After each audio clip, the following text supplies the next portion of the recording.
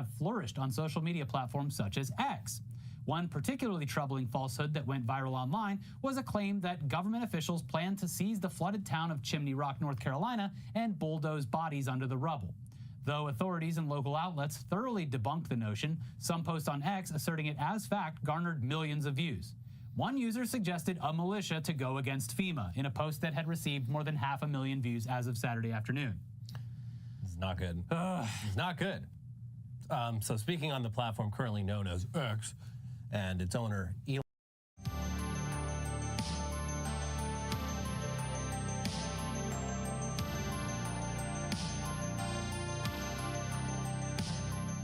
So I was not going to continue covering Steven Anderson and the MWIII. After last week when he preached about me by name, I had pretty much decided to be done with it. My experiences with the church had run its course.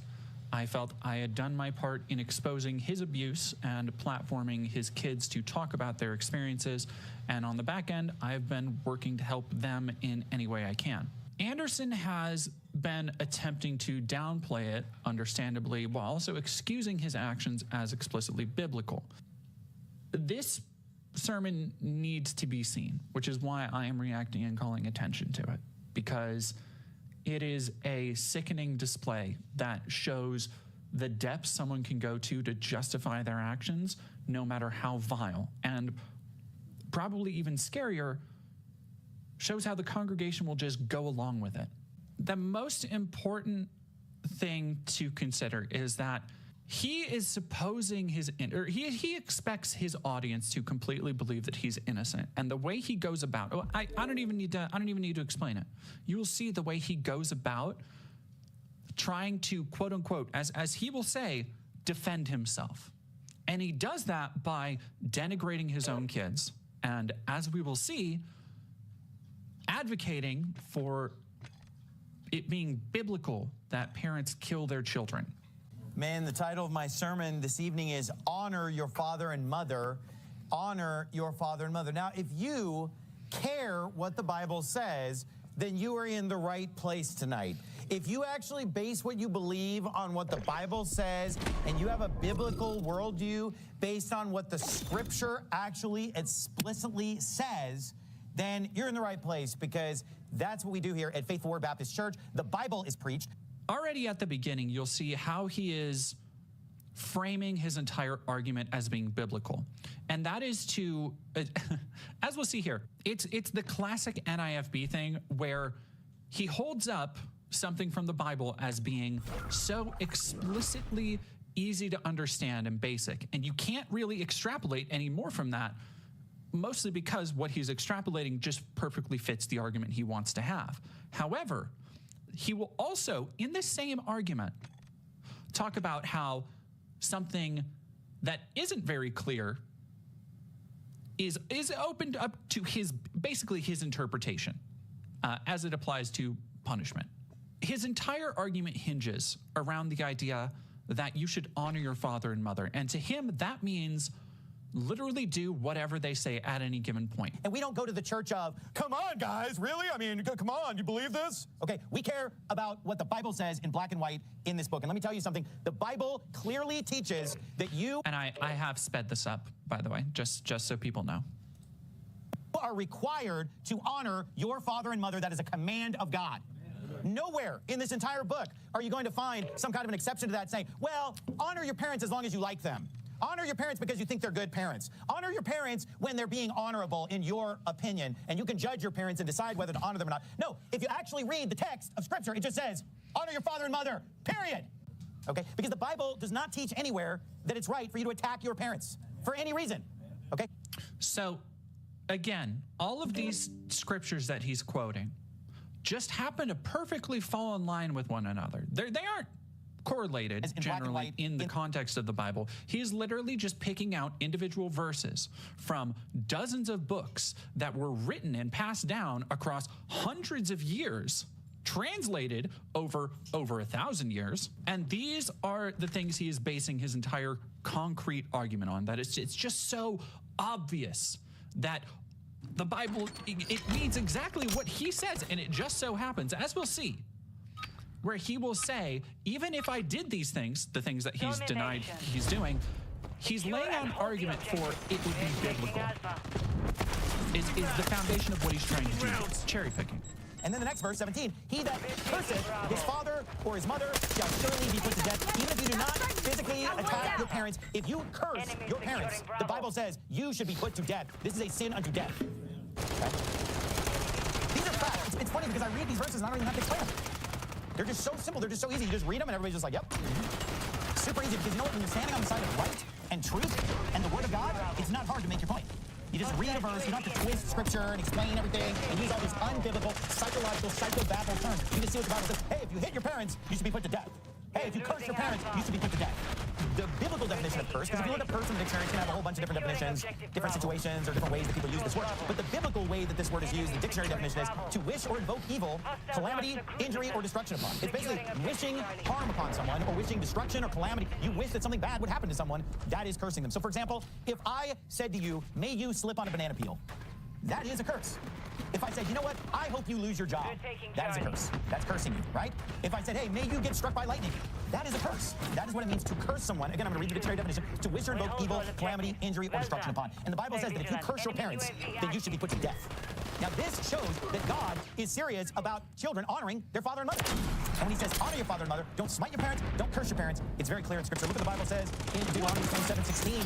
It says, cursed be he that setteth light by his father or his mother, and all the people shall say, amen. So, what does it mean to set light by father or mother? The modern vernacular way of saying this would be to make light of father. So, interesting there how you'll notice, and these are very, very subtle things, but they go a long way towards how he presents his argument to his congregation, and more importantly, how he is controlling what his congregation thinks and feels. Because you'll notice just a couple minutes ago, he was talking about how the Bible is so clear. Like, we can just take this at its word. We know what it means to curse. Like, we don't need any of whatever he said, psychobabble, mumbo-jumbo to explain it. But now here, he is deciding to tell people, oh, in the modern vernacular, it would mean this. And it's very subtle, but he does these things, but it is these subtle little manipulations that allow him to take scriptures and point people exactly towards the meaning he wants them to extrapolate from it, and tell them, on top of it, that this is the only thing it can mean, is the thing I'm telling you. But the Bible commands all of God's people to curse those who disrespect their parents. Now, just stop and read the Bible. Not only does the Bible say if you curse your parents, you should be put to death, but actually the Bible commands God's people to curse those who are disrespectful of their parents. Look, I'm sorry, look down at your Bible because that's what it says. It literally says, cursed be he that setteth light by his father or his mother, and all the people shall say, amen. Every one of God's people is supposed to say, yes, let the person who sets light by father or mother be cursed. Is this what's being preached today in Baptist churches? Is this what's being preached today in my so-called pastor friends' churches? Is this what's being preached today in independent, fundamental, King James, Solonic Baptist churches? No, but it's what the... You'll notice how he starts very doctrinal. He starts very biblically. And then it just, he lets the facade slip so quickly about what this is really about.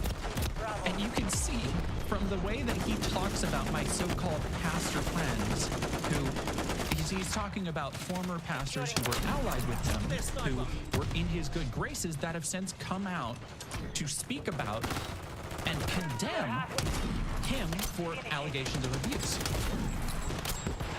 Something that he, of course, wants to castigate them for. Wants to make sure that his congregation distances themselves from that. And we'll see how he also manipulates and tries to control them as well in just a little bit here. Proverbs chapter 20, verse 19. He that goeth about as a talebearer revealeth secrets. Therefore meddle not with him that flattereth with his lips. Why? Because the same people that are going to speak kindly to your face and praise you and lavish you with praise and flattery are the same people that will turn around and be a talebearer behind your back and backstab you and gossip about you and so forth. Find Micah, shortly before the New Testament, Micah chapter number 7. I'm going to start reading while you turn there, verse 5. Trust ye not in friend, put ye not confidence in a guide, keep the doors of thy mouth from her that lieth in thy bosom, for the son dishonoreth the father. Is this godly? Is this Christian? Is this what the Bible prescribes? No. The son dishonors the father. The daughter rises up against her mother. The daughter-in-law against her mother-in-law. A man's enemies are the men of his own house. Therefore, I will look unto the Lord. I will wait for the God of my salvation. My God will hear me. From the Malachi, you're in Micah. Just go a few pages to the right to the book of Malachi, chapter 1, verse 6. Malachi, chapter 1, verse 6 says this: a son honoreth his father, and a servant his master. If then I be a father, where's my honor? And if I be a master, where's my fear, saith the Lord of hosts, unto you, O priests, that despise my name. And you say, where do we despise my name? How seriously does God take this? Well, how about this? You physically assault your parent, you should be put to death. You verbally assault your parent in the sense of cursing them, you should be put to death. It doesn't really get more serious than that in God's law. That's the biggest punishment that there is, the death penalty. Not only that, God has put a curse on anyone who disdains their parents, and he even required all of the people of Israel to all pronounce that same curse. In Deuteronomy, upon entering the promised land, we must all agree to curse those who sound like my father and mother. That's what the Bible said in Deuteronomy 27. It's right there in Scripture. We know that there's a generation that does curse their father and doesn't bless their mother.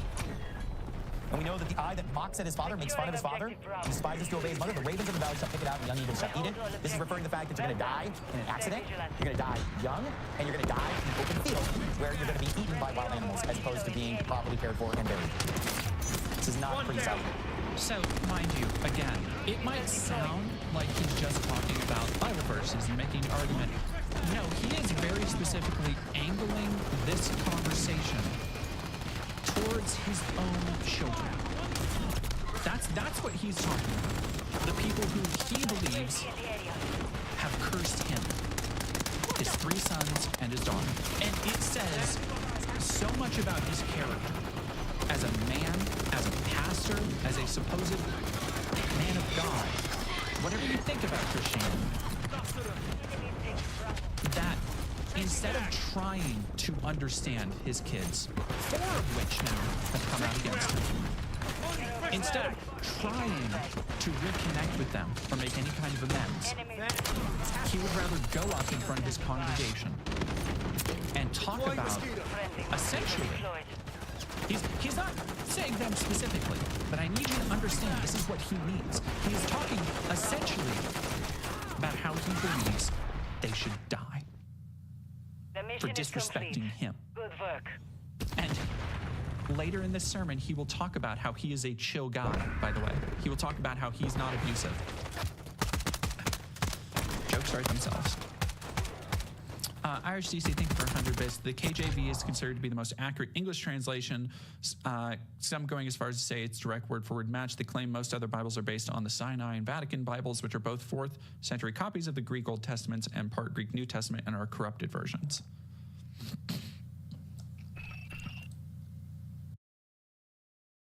So the fuck what? Sorry.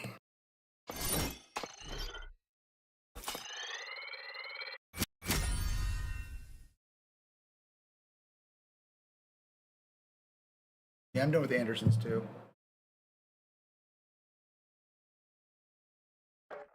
Gordon still.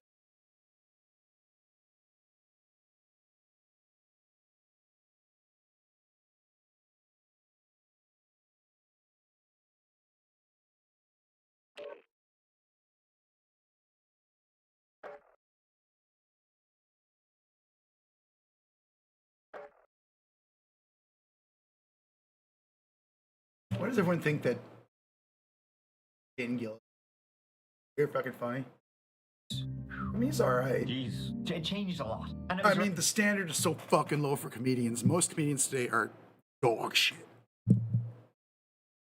around that time that Russ changed his entry policy, you know, to get into his home hunt to include guests being required to Fuck you, Shane Gillis. Fight me, bitch. bring a big old bag of dog food. That was like your form of payment, which he would then donate to like local dog shelters and stuff, which is, I mean, fair play to you. So with the hunts not actually bringing in like any points, as I said, the form of payment to get in, big old bag of dog food, it actually cost money. Russ, you know, now that he was out of the Navy, he needed a steady stream of income, and guess what? He became a wedding singer and DJ. Pretty unlikely place, you know, for his reputation. Russ McCamey created a house of horror that would rival anything at a carnival or theme park. 9 rooms, animated ghoulish figures. You wonder what he spent on it. This year, about $30,000. kids through in groups of 2 or 3, assuring them that everything will be fine, that the snakes don't really bite, that there might in fact be a vacancy in the cycle room. It took me 6 months to do what I did in there so far, so we just ran out of time. Russ was a busy man in the early 2000s, not only running his haunts and singing for a few dimes, but also after retiring from the Navy, Russ took on work with the VFW, that's Veterans of Foreign Wars. There he used his counseling skills he picked up during the service. He had experience during the service of providing, substance abuse counseling to other members of the military, and he continued using it. Now he was out. Again, fair play to him for doing that. Like, that's pretty easy. Like, it's interesting how he would, traumatize people. In his word traumatized or going through difficult times when out of it. Sometimes people are just pretty complicated, and you can, Russ is a complicated guy. We're gonna get into it, but he really also loves playing the villain. Russ loves playing the heel, the villain, the bad guy. Throughout this entire story, he really relishes it. I guess because he loves horror, because there's some pretty heinous allegations out there about him, and he's never really disputed them, from what I can tell. And before we continue, folks, it is the time of the season for the scariest stuff out there, much like the Gaming Manor. And so where ghosts and ghouls in the air, if you wanted to A, hear them real good, or B, drown them, then you can do no better than my best friends, my bosom buddies, Raycon, and Raycon's best-selling everyday earbuds. So this guy, keeping things quiet is essential as our thousands. That word of how intense and extreme Bikini Manor was. It spread beyond their home in San Diego. It began to spread to all across America. Like, folks, you like home fun? Get a load of this.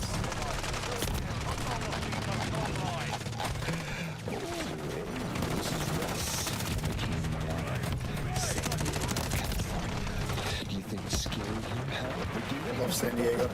I think so. What do you think? And that was also largely thanks to the explosion of internet culture in the mid-2000s. The advances in tech didn't, obviously had a huge explosion in how the manor was advertised, across the internet. But there was also this tiny old loophole thing called YouTube, where Russ started posting videos, of participants, contestants, whatever you want to call them, in his haunts, and they would just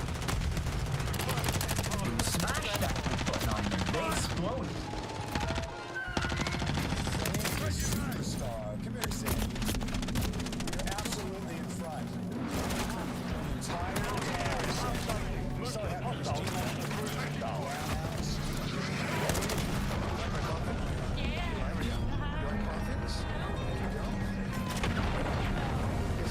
Guess what? You're going in, Christine. You're going in, Christine.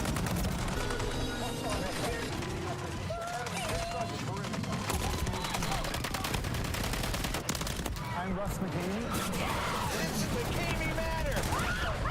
This is my daughter, Lucy. The whole haunted house is very scary. This is Carol Schultz. Christmas to some people, Halloween is for us. It's fun living in a haunt, but sometimes it gets a little creepy. In 2007, it was even featured on Fearnet, and it's kind of whack because even then, when it was still getting a reputation, it still seemed sort of tame to what it would become. The heyday of the manor came a few years into the next decade, though.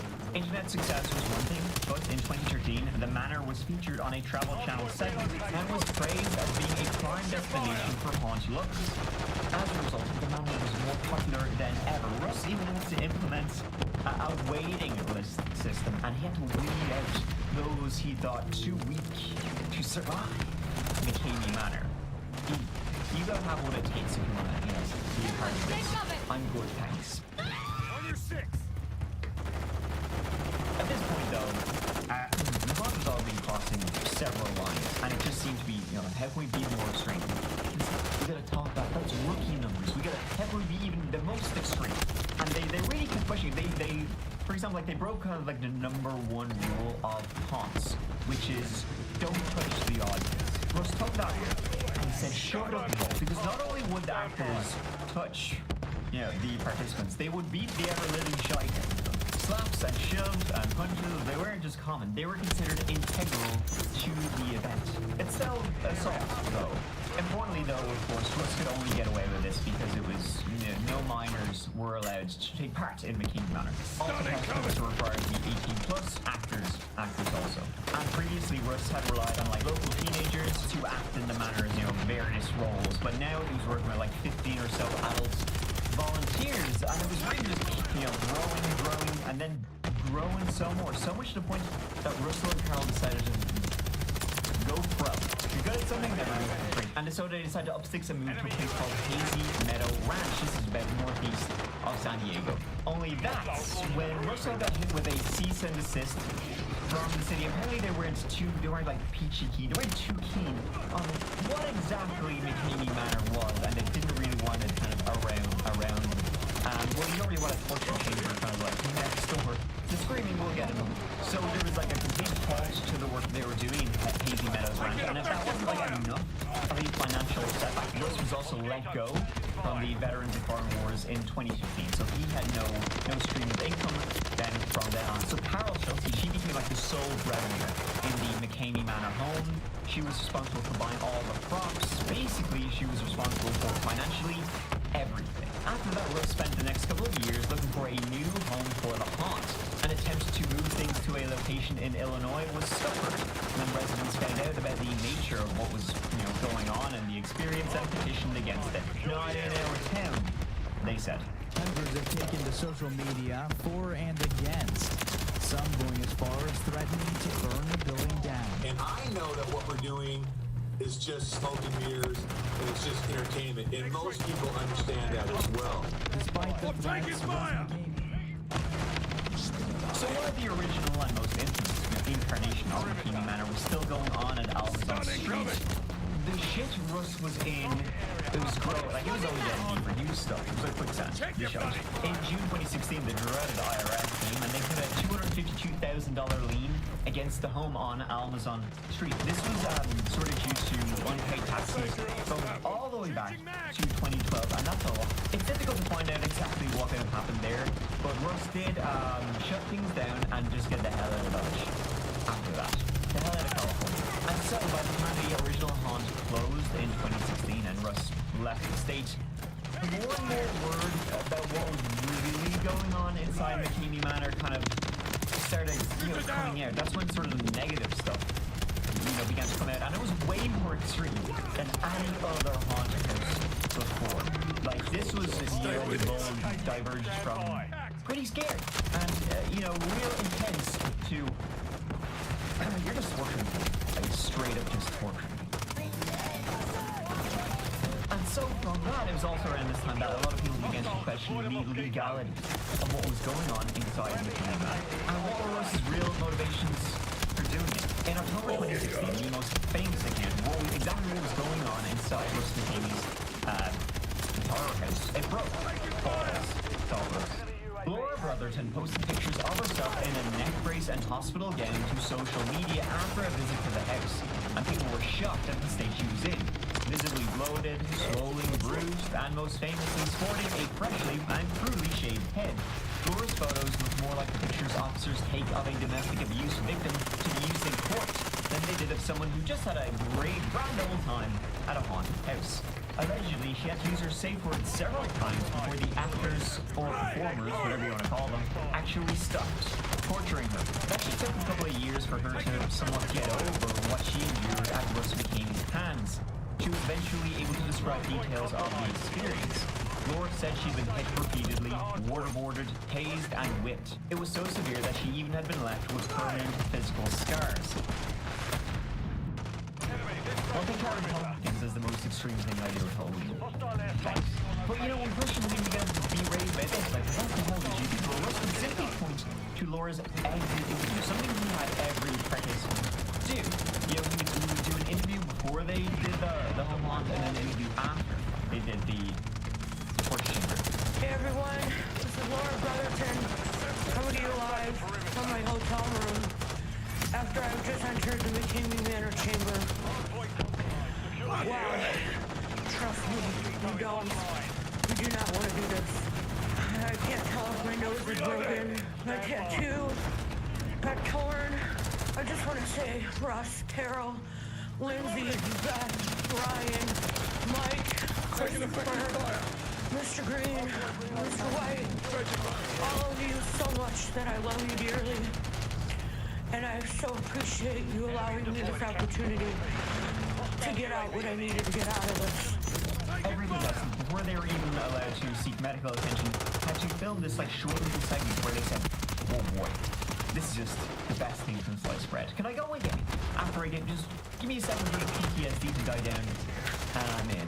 That was the most insane thing I've ever done. Was it worth the wait? Oh, it was worth the wait. It was amazing. You guys know how to like set up something. Laura alleges that, before she even filmed hers, she was told that if she said anything negative, she would be sued. So obviously, having just been through the ringer and pretty eager to get to the closest hospital as fast as possible, she was.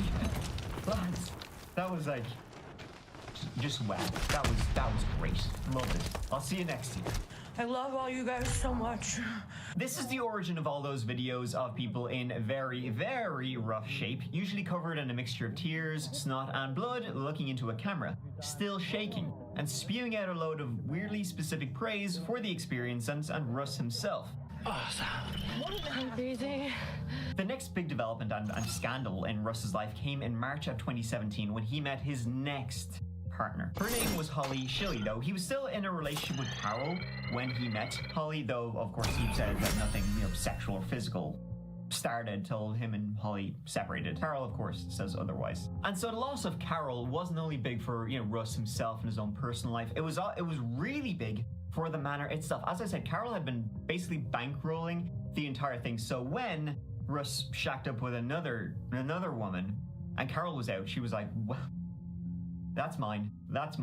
I'm taking that. This is all my shit. In a shock to absolutely no one, a monthly check from the Navy didn't exactly cover Russell's personal expenses, never mind the cost of running this extreme haunted house. Carol, she worked as a legal assistant, and so she was on pretty good money. She was paying for everything. So when she took back pretty much everything after she left, saying mine, Russ didn't take that too well, and he began to accuse her of theft, which was a sort of a bad idea on Russ's part, because Carol, having been with Russ for quite a long time, she had a few things to say about him that maybe not everybody knew. Carol and Russ were together for approximately 15 years, and Carol had a real insight into Russ's dark and twisted mind. And I say that sarcastically, but I mean it literally. Carol accused Russell of years of physical and verbal abuse, claims that were 100% backed up by Russ's own daughter, Lindsay, who had herself broken off contact with her father since she was 13 years old, owing to her father's bizarre behavior. And outside of all the abuses that were literally going on inside the manor, there was apparently some other... the darkest of all accusations involved Russell's dreams. Carol alleges, and this is, very capital allegedly, that Russell would wake up in the middle of the night screaming about young boys and young girls, having dreams about this. Carol would allege that he had, these thoughts about, young. Russell, of course, he flat out denies all of this, says it's bullshit. Having said all that, it's all allegedly, and if you're upset at an ex, those kind of allegations, it's the easiest rock to throw at somebody. But who knows if it's true or not, because... well, there's more to come. One final thing to note as well about Carol is that she worked in she was a legal assistant in the litigation department of a law firm. So it wouldn't be surprising if she, her knowledge of the law, connections with lawyers, that kind of thing, may have helped the MWIII Manor in the earliest of days when the questions of its, legality started, squirting out. Bad choice of words. Holly Shilley, by the way, she was actually introduced to us as a fan. She had been working as an English teacher in Vietnam. She'd heard about MWIII Manor, on the internet, seen the videos on YouTube, and traveled all the way just to experience it herself. And she would become Russ's girlfriends for 2 years before they split up in 2019. And very soon after the split up, Holly would completely back up the things Carol had said about Russ, about, she'd back up those horrifying allegations, and the allegations are pretty bad. You need to keep an eye on him because he goes after children. He looks at children in a sexual manner. He's a predator. Damn, it's damning. The things both Carol and now Holly were saying about Russ. Holly would refer to Russ as a, quote, passive pedo, meaning that he wasn't actually physically doing anything, but he once again had spoken of certain desires. They're pretty disturbing allegations. Probably the most kind of, honestly, probably like, when it comes to disturbing allegations, this is pretty top of the pile. Like, hearing about these allegations, my stomach just did a 360 and walked right out of my ass. Holly remained with Russ while he was searching for a new home for the manor, all the time alleging, she was the victim of physical and verbal abuse done by Russ. This ranged from him choking her, biting her, denying her food, even threatening to shoot her with a gun. Team deathmatch.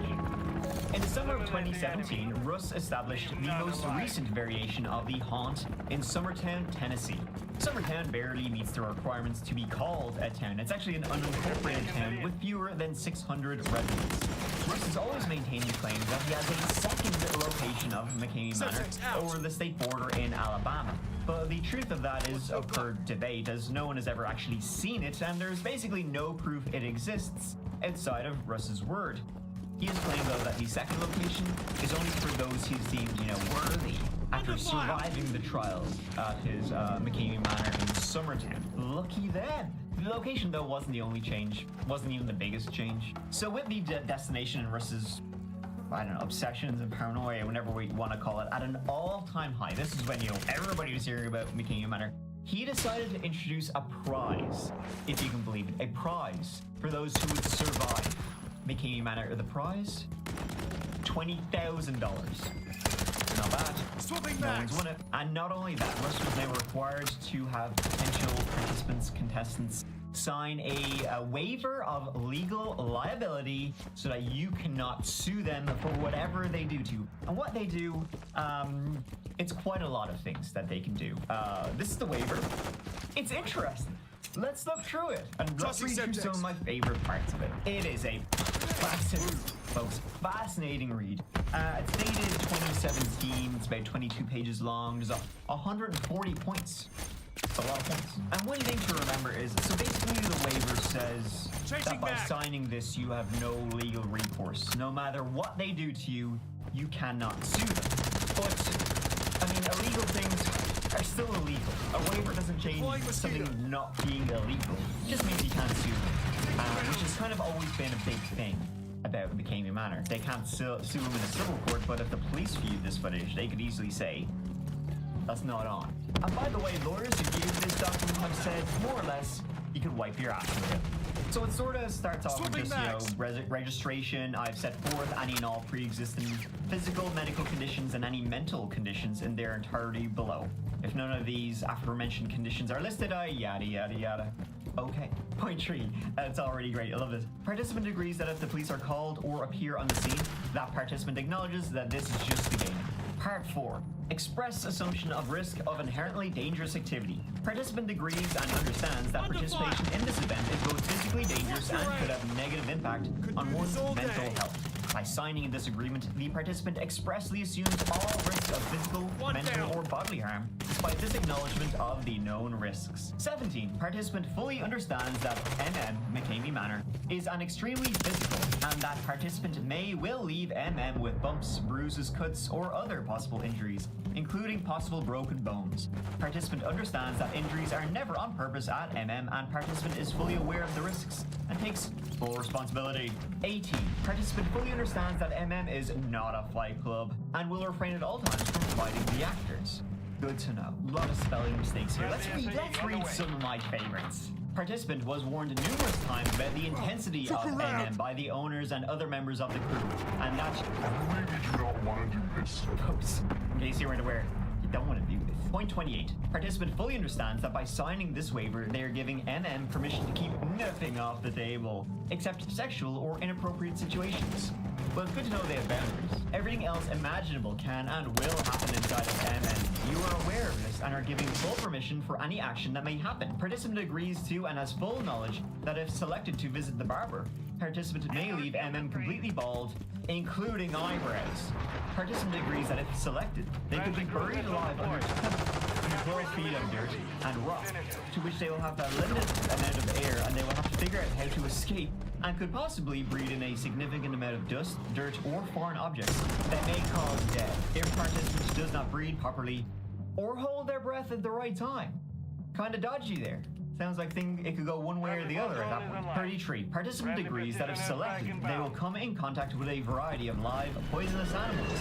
It is the participant's responsibility not to panic or agitate the animals. If participant is bitten, it is because the participant made a sudden movement within a confined, secured environment. If you get bitten, it's because you moved inside the colony. You dumbass. Participant acknowledges and agrees to be submerged in 60 feet of open water. Participant acknowledges and agrees, you're saying yes, that their breathing apparatus will be removed and that it is participants' responsibility to make their way to the surface on their own. If done incorrectly, there is a real chance of participant drowning or receiving decompression sickness, the bends, which can cause permanent injury or even death. I mean, at least they're not hiding the fact that you can and possibly will die during all this. Good to know. Good to know. Like, at this point, I'm unsure if this is just to scare you, or if it's like, or if this truly is as psychotic as it's made out to be. I mean, am I supposed to just shit myself and say no? Or participant understands that it is never the intent of MM to cause myself any type of psychological damage. No, we're just gonna bury you alive, put you underwater, put you with poisonous snakes, and if you get upset, you're just a big baby. Grow up here. Do became matter. Participant fully understands and agrees that if they are selected to visit the dentist, that they may have a tooth extracted without Novocaine and will not hold MM liable. Gonna rip it out. Participant fully understands and agrees that they will be participating in various medieval torture devices, such as knife throwing while strapped to a spinning wheel, shackles, chains, gibbet cage, stocks the rack, etc. You know yourself. All the good ones, all the hits from medieval times. Look forward to that. Some look forward to. I like that. Participant fully understands and agrees that MK Ultra mind control may be used. Hell yeah. Participant fully understands and agrees that a nail may pierce their hand. Participant fully understands and agrees that their hand may be smashed with tools. Participant fully understands and agrees that they may be asked to ingest live bugs. I mean, you won't go home hungry. That's at least one good thing about this. Room and board. Participant agrees that they will drink a wide variety of liquids, including food coloring. You're gonna piss in your mouth, folks. Urine, blood, or any other liquid cuisine. Liquid cuisine from around the world.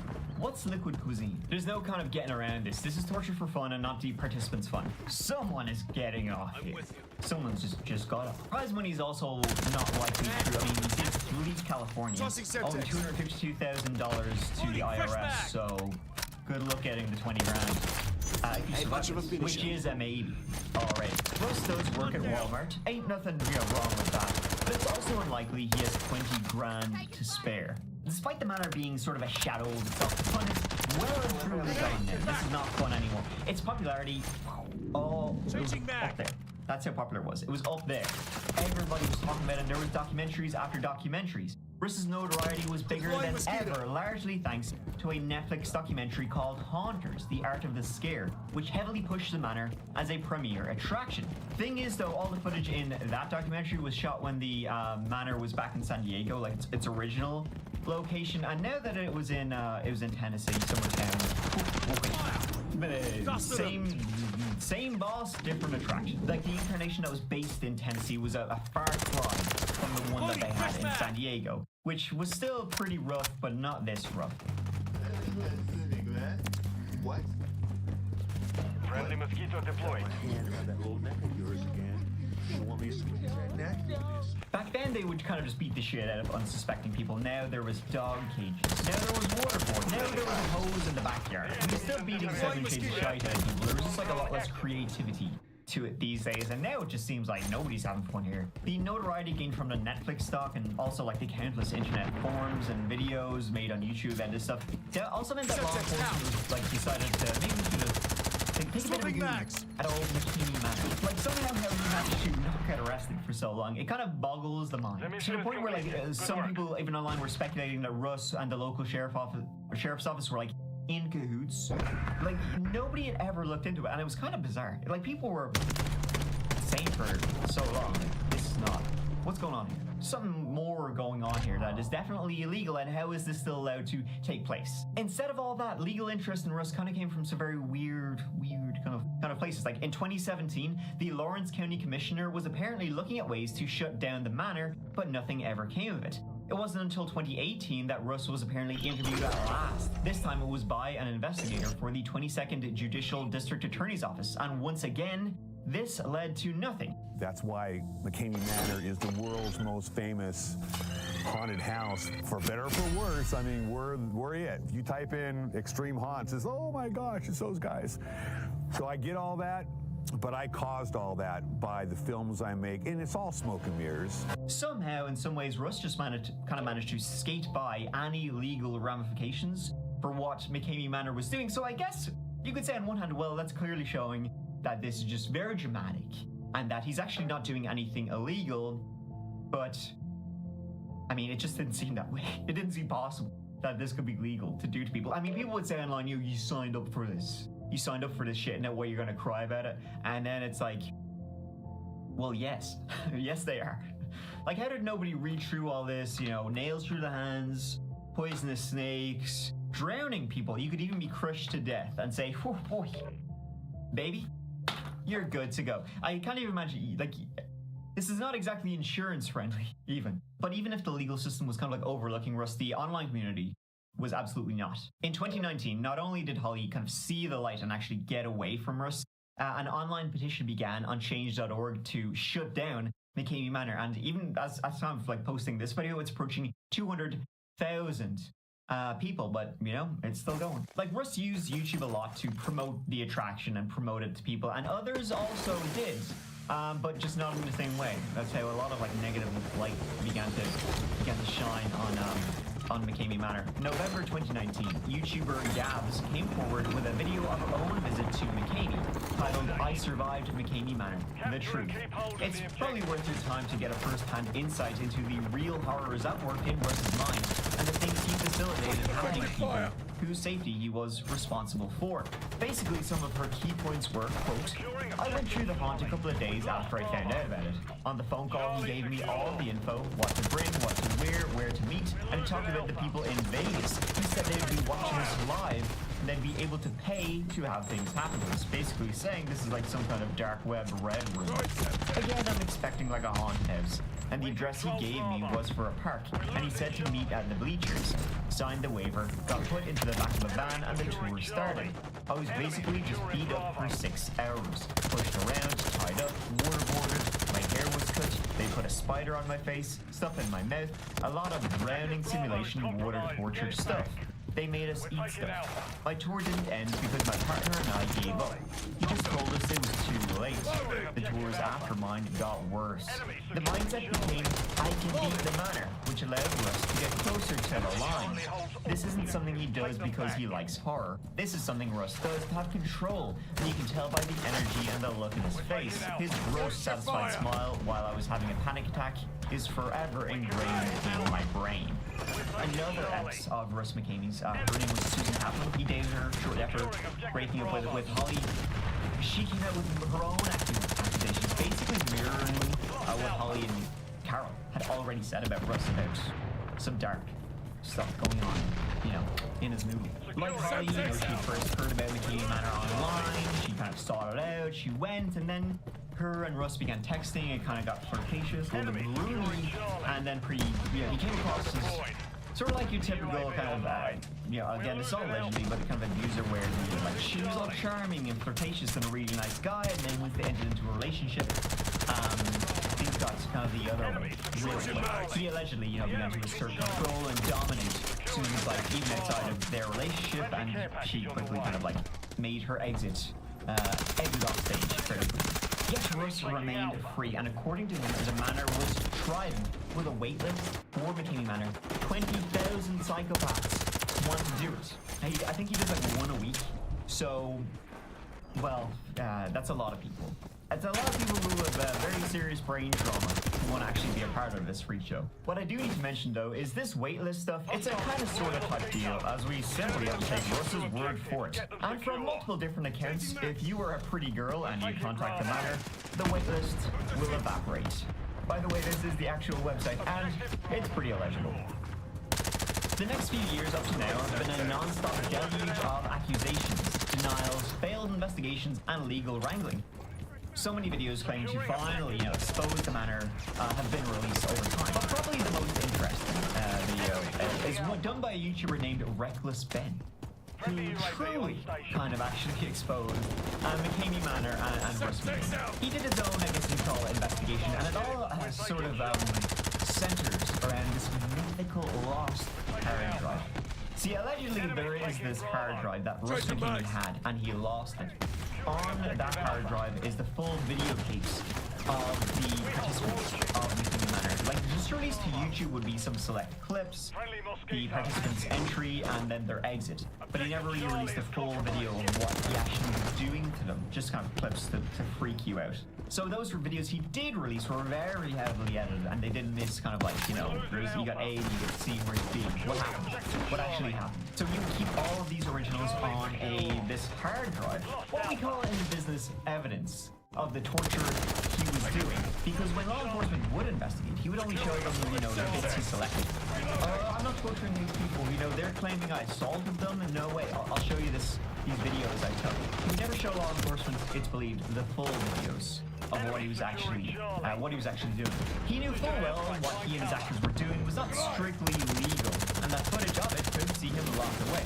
The thing is, at some point in the move from the original site in San Diego to the current one in Tennessee, Russ lost track of the hard drive. He claims it was stolen. Raw, unedited footage of every single person when they're actually inside McCamey Manor. So there is a Russian hard drive that was being sold, and it had all the San Diego tourist on it. What this YouTuber Reckless Ben and his buddies were able to do was track down this lost hard drive. It's genuinely a fantastic video. I'd highly recommend it. It really shows like a completely different side to McCamey Manor, and it really has Russ McCamey kind of on the run for a lot. I'll link it down in the description if you're keen to learn more about this. I would say it's mandatory viewing. So what the secret footage kind of reveals is it's all fake.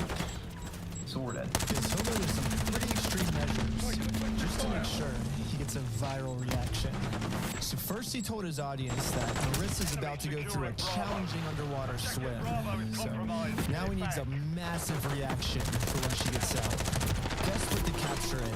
He ties her down and pepper sprays her. All Russ needs now to complete the shot is a little bit more movie magic.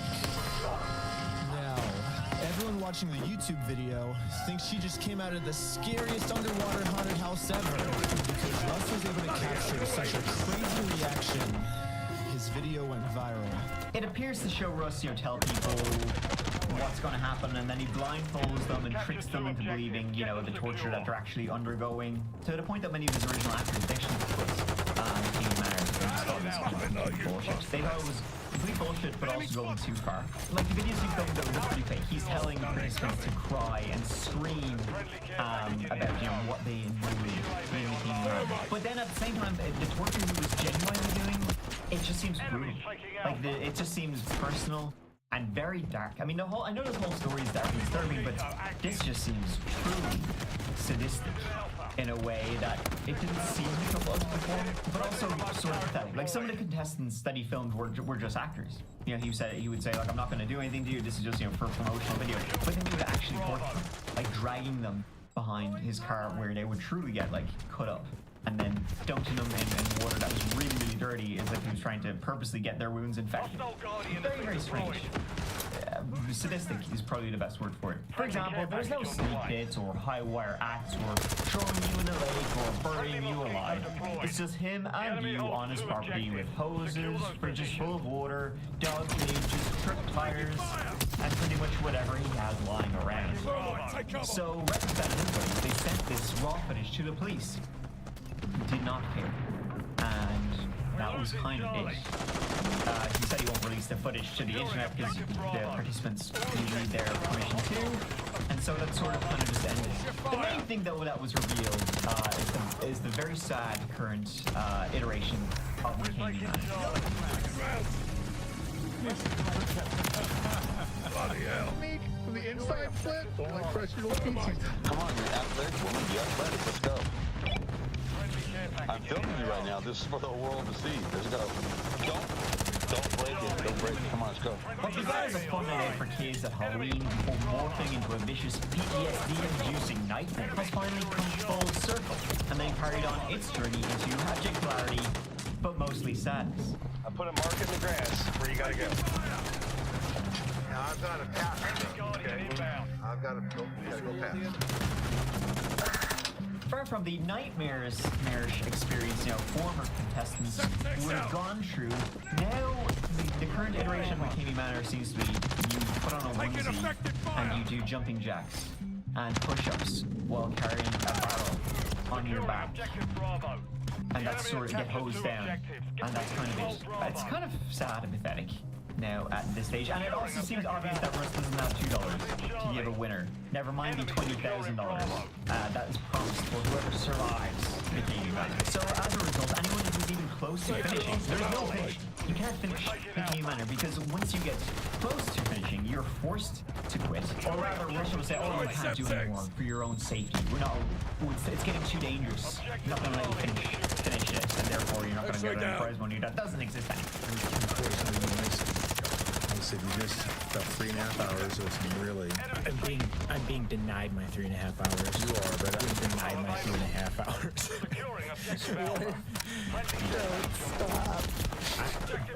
But where I'm at. But for the record, he wants to go fourth, but for safety reasons, I don't feel comfortable. Allegedly, this tactic Russ has used to trip all versions of his taunts, that as soon as anybody was close to finishing it and getting whatever prize that he promised, he would just say, for safety reasons, it's getting too extreme, we gotta stop now, so nobody ever actually won shit. However, when Retrospan, his expose and his videos came out, Russ, of course, came out on social media hitting back. So he's been, for the last 6 months, posting a ton of videos about little old me, about exposing the manor and exposing me. And he's just been a real classy, really good kind of guy with really good information, right? Wink, wink. Calling him out, and it's kind of turned into some sort of drama shite. Like, there's this whole other side to McKamey Manor also.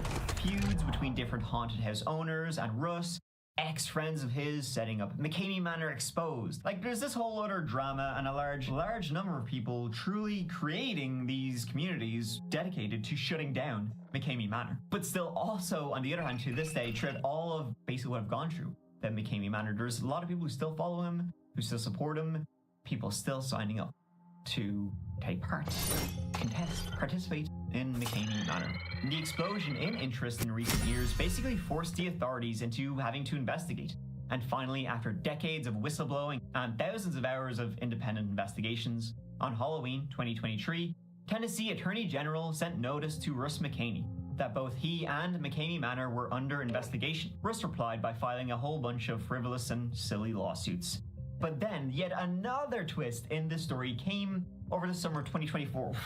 Folks, I'm getting whiplash from all the twists in the story of McKamey Manor. Tracking crime now in Lawrence County, the owner of an infamous haunted attraction known for its extreme tactics is facing charges. According to court documents, Russ McKamey was arrested at his home in Summertown on Friday after allegedly assaulting his girlfriend. Since Friday, more charges have been filed. He's now accused of trying to kill his girlfriend on more than one occasion, with the first incident reported on July 17th, a day before the alleged attack. McKamey is accused of strangling the victim on 2 separate incidents. On July 19th, 2024, Russell McKamey, now age 65, was arrested and charged with domestic assault against his, and I'm not kidding here, 25-year-old girlfriend, Shaylin Williams. 2 days after the initial arrest, the charges were updated to include attempted second-degree murder and rape, with a bond going from $1,000 to $100,000.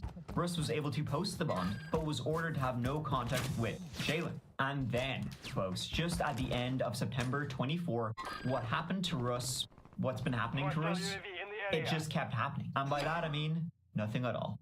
All charges were dropped. All charges have been dropped after the court hearing Monday in Lawrence County. The district attorney, apparently, they reviewed the evidence and decided not to prosecute. I guess they found the evidence against Russ McKamey was not enough to prosecute, and so everything was dropped. Russ responded by posting a video of him. The enemy holds the lead. Clock Aha! He likes to celebrate. Hey, can't fault him after that. And so that's really the story of McKamey Manor to date. It's a gift that keeps on giving. It's very twisted and very disturbing. A horrifying experiment by a mad scientist, or truly just a torture chamber run by an actual psychopath. I'll leave that up to you to decide. I mean, it's not boring, and Russ is not boring, I'll give him that. You know, when I started looking into this, I kind of did want to give Russ McKamey the benefit of the doubt.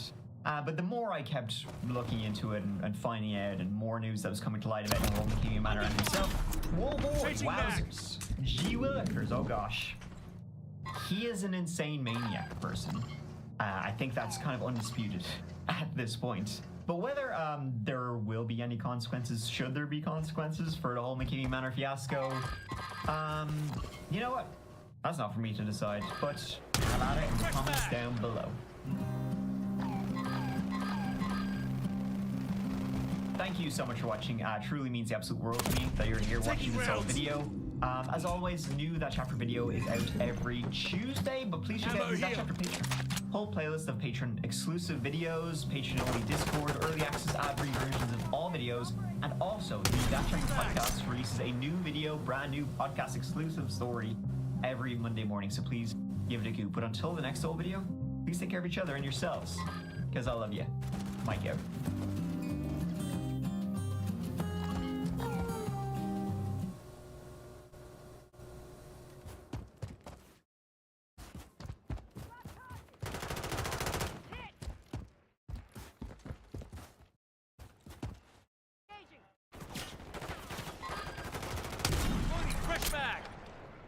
Hostile Mosquito is online.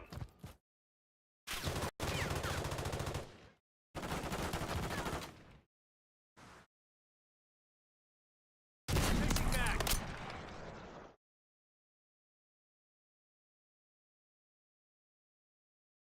Moving back. Fire.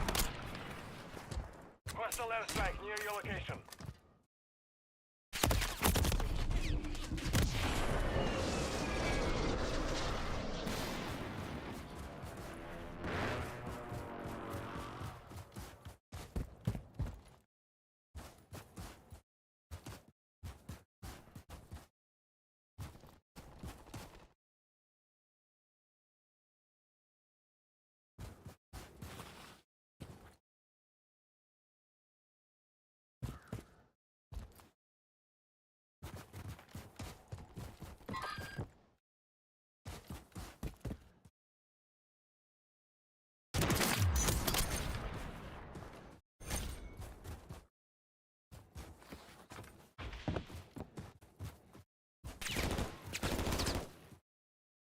Outlets thoroughly debunked the notion.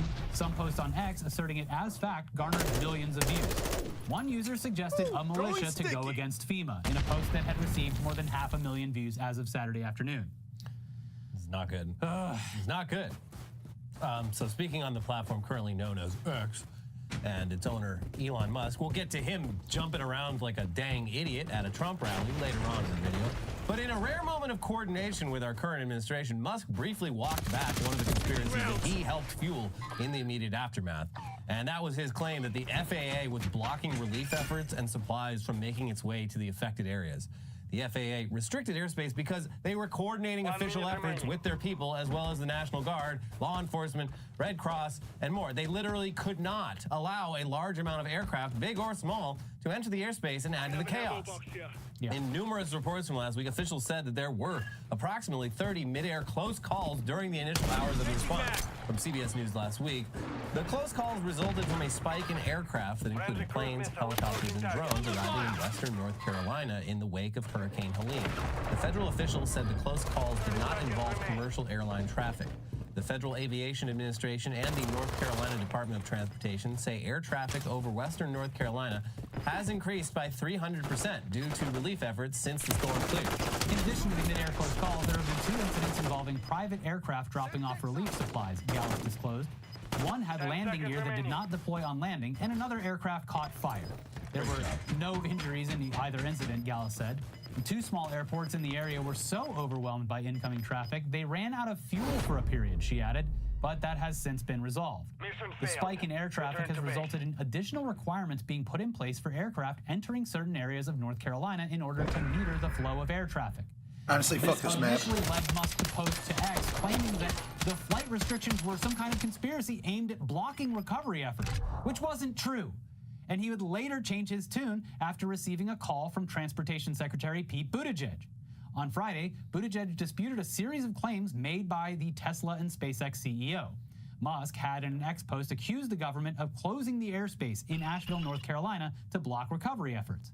Musk also blamed the Federal Emergency Management Agency, the government's disaster relief group, and the Federal Aviation Administration.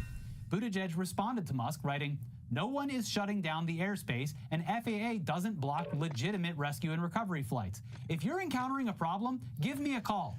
The two men then had a chat via phone call, Buttigieg said in an interview with MSNBC's Jen Psaki released on Sunday. He called, Buttigieg told Psaki, "We had a conversation." Buttigieg said he and Musk managed to get to the bottom of what was happening and sort out problems for pilots helping to get Starlink equipment to disaster-hit areas. "We were able to take care of it," Buttigieg said. "And I think, to me, it's an example of how often the best thing to do is just to pick up the phone." Later on Friday, Musk had a more positive tone while replying to a post from Buttigieg on X about the government delivering additional emergency relief to South Carolina. "Thanks for expediting approval for support flights," Musk said. "Just wanted to note that Secretary Buttigieg is on the ball." Buttigieg replied, writing, "Glad we could address. Thanks for engaging." Hey, look at that. What a great use of everyone's time. Instead of literally whipping up a bunch of psychopaths who follow you on your own platform into thinking that this is somehow making things worse, you got on the phone with the fucking transportation secretary, that is a just high-level government official, and he helped you to do this, to organize and coordinate this, which is exactly how this should be happening in an official capacity. It kind of highlights a funny thing about Elon is like he posts as if he's just like any old person on the internet, but like, yeah, no, he has access to all of this. He can call up pretty much any government official and get them on the phone if he wanted to. Especially if he wants to deploy, especially like Starlink. Yeah. I'm sure that Pete Buttigieg would be happy to have satellite internet access there. Well, let's fucking coordinate it so you're not flying people in randomly and taking up the airspace and runways and fuel. You don't just show up like J.D. Vance in a donut shop. You call ahead. Anyway, not that this has actually stopped Musk from continuing to post baseless conspiracy theories on the platform that he owns, because he has continued to parrot the claim that FEMA isn't doing enough to help citizens when they've been on the ground assisting and organizing since this began, including cutting checks to citizens who were directly affected so they can afford immediate needs like food, water, formula, and so on. And that was another conspiracy that we also covered on a previous episode. It was the conspiracy that they were only giving $750 to people. Like we said, that was for immediate purchases of necessities and is not the only relief available. There are many press releases about this. It is an upfront, flexible payment to help cover essential items like food, water, baby formula, breastfeeding supplies, medication, and other emergency supplies. There are other forms of assistance that you may qualify for. To receive a serious needs assistance is an initial payment you may receive while FEMA assesses your eligibility for additional funds. As your application continues to be reviewed, you may still receive additional forms of assistance for other needs, such as support for temporary housing, personal property, and home repair costs. I don't know, sounds like socialism. But let's now move on to a few others, like the conspiracy about land being seized by the government. Here's local North Carolina outlet WRAL. There's no evidence to support this. The claim appeared in an October 2nd X post read by more than 2.5 million people. The local county government, FEMA, and North Carolina House of Representatives Speaker Tim Moore, a Republican who represents Western North Carolina, have rebutted it. There was no special meeting held in Chimney Rock on October 2nd involving discussions of the federal, state, or local government seizing the town. The government of Rutherford County, where Chimney Rock is located, posted on social media October 3rd. These claims are entirely false. Moore, who represents part of Rutherford County, told PolitiFact North Carolina on October 3rd that he had not heard anything like that at all. And I've been in Chimney Rock, and I was meeting with the mayor today. Flooding has altered parts of Chimney Rock's topography so much that some people who lost homes or buildings won't be able to rebuild them where they last stood, Moore said. Quote, parts of the town and everything are not there. They're in the river. The river has changed its course. So I have not heard anyone say anything crazy like the federal government seizing land, but there's going to be areas where they absolutely can't build back because the land doesn't exist. This outlet fact-checked and refuted other claims related to the local areas as well, and links are always down in the description below. Yeah, a lot of the newspapers and whatnot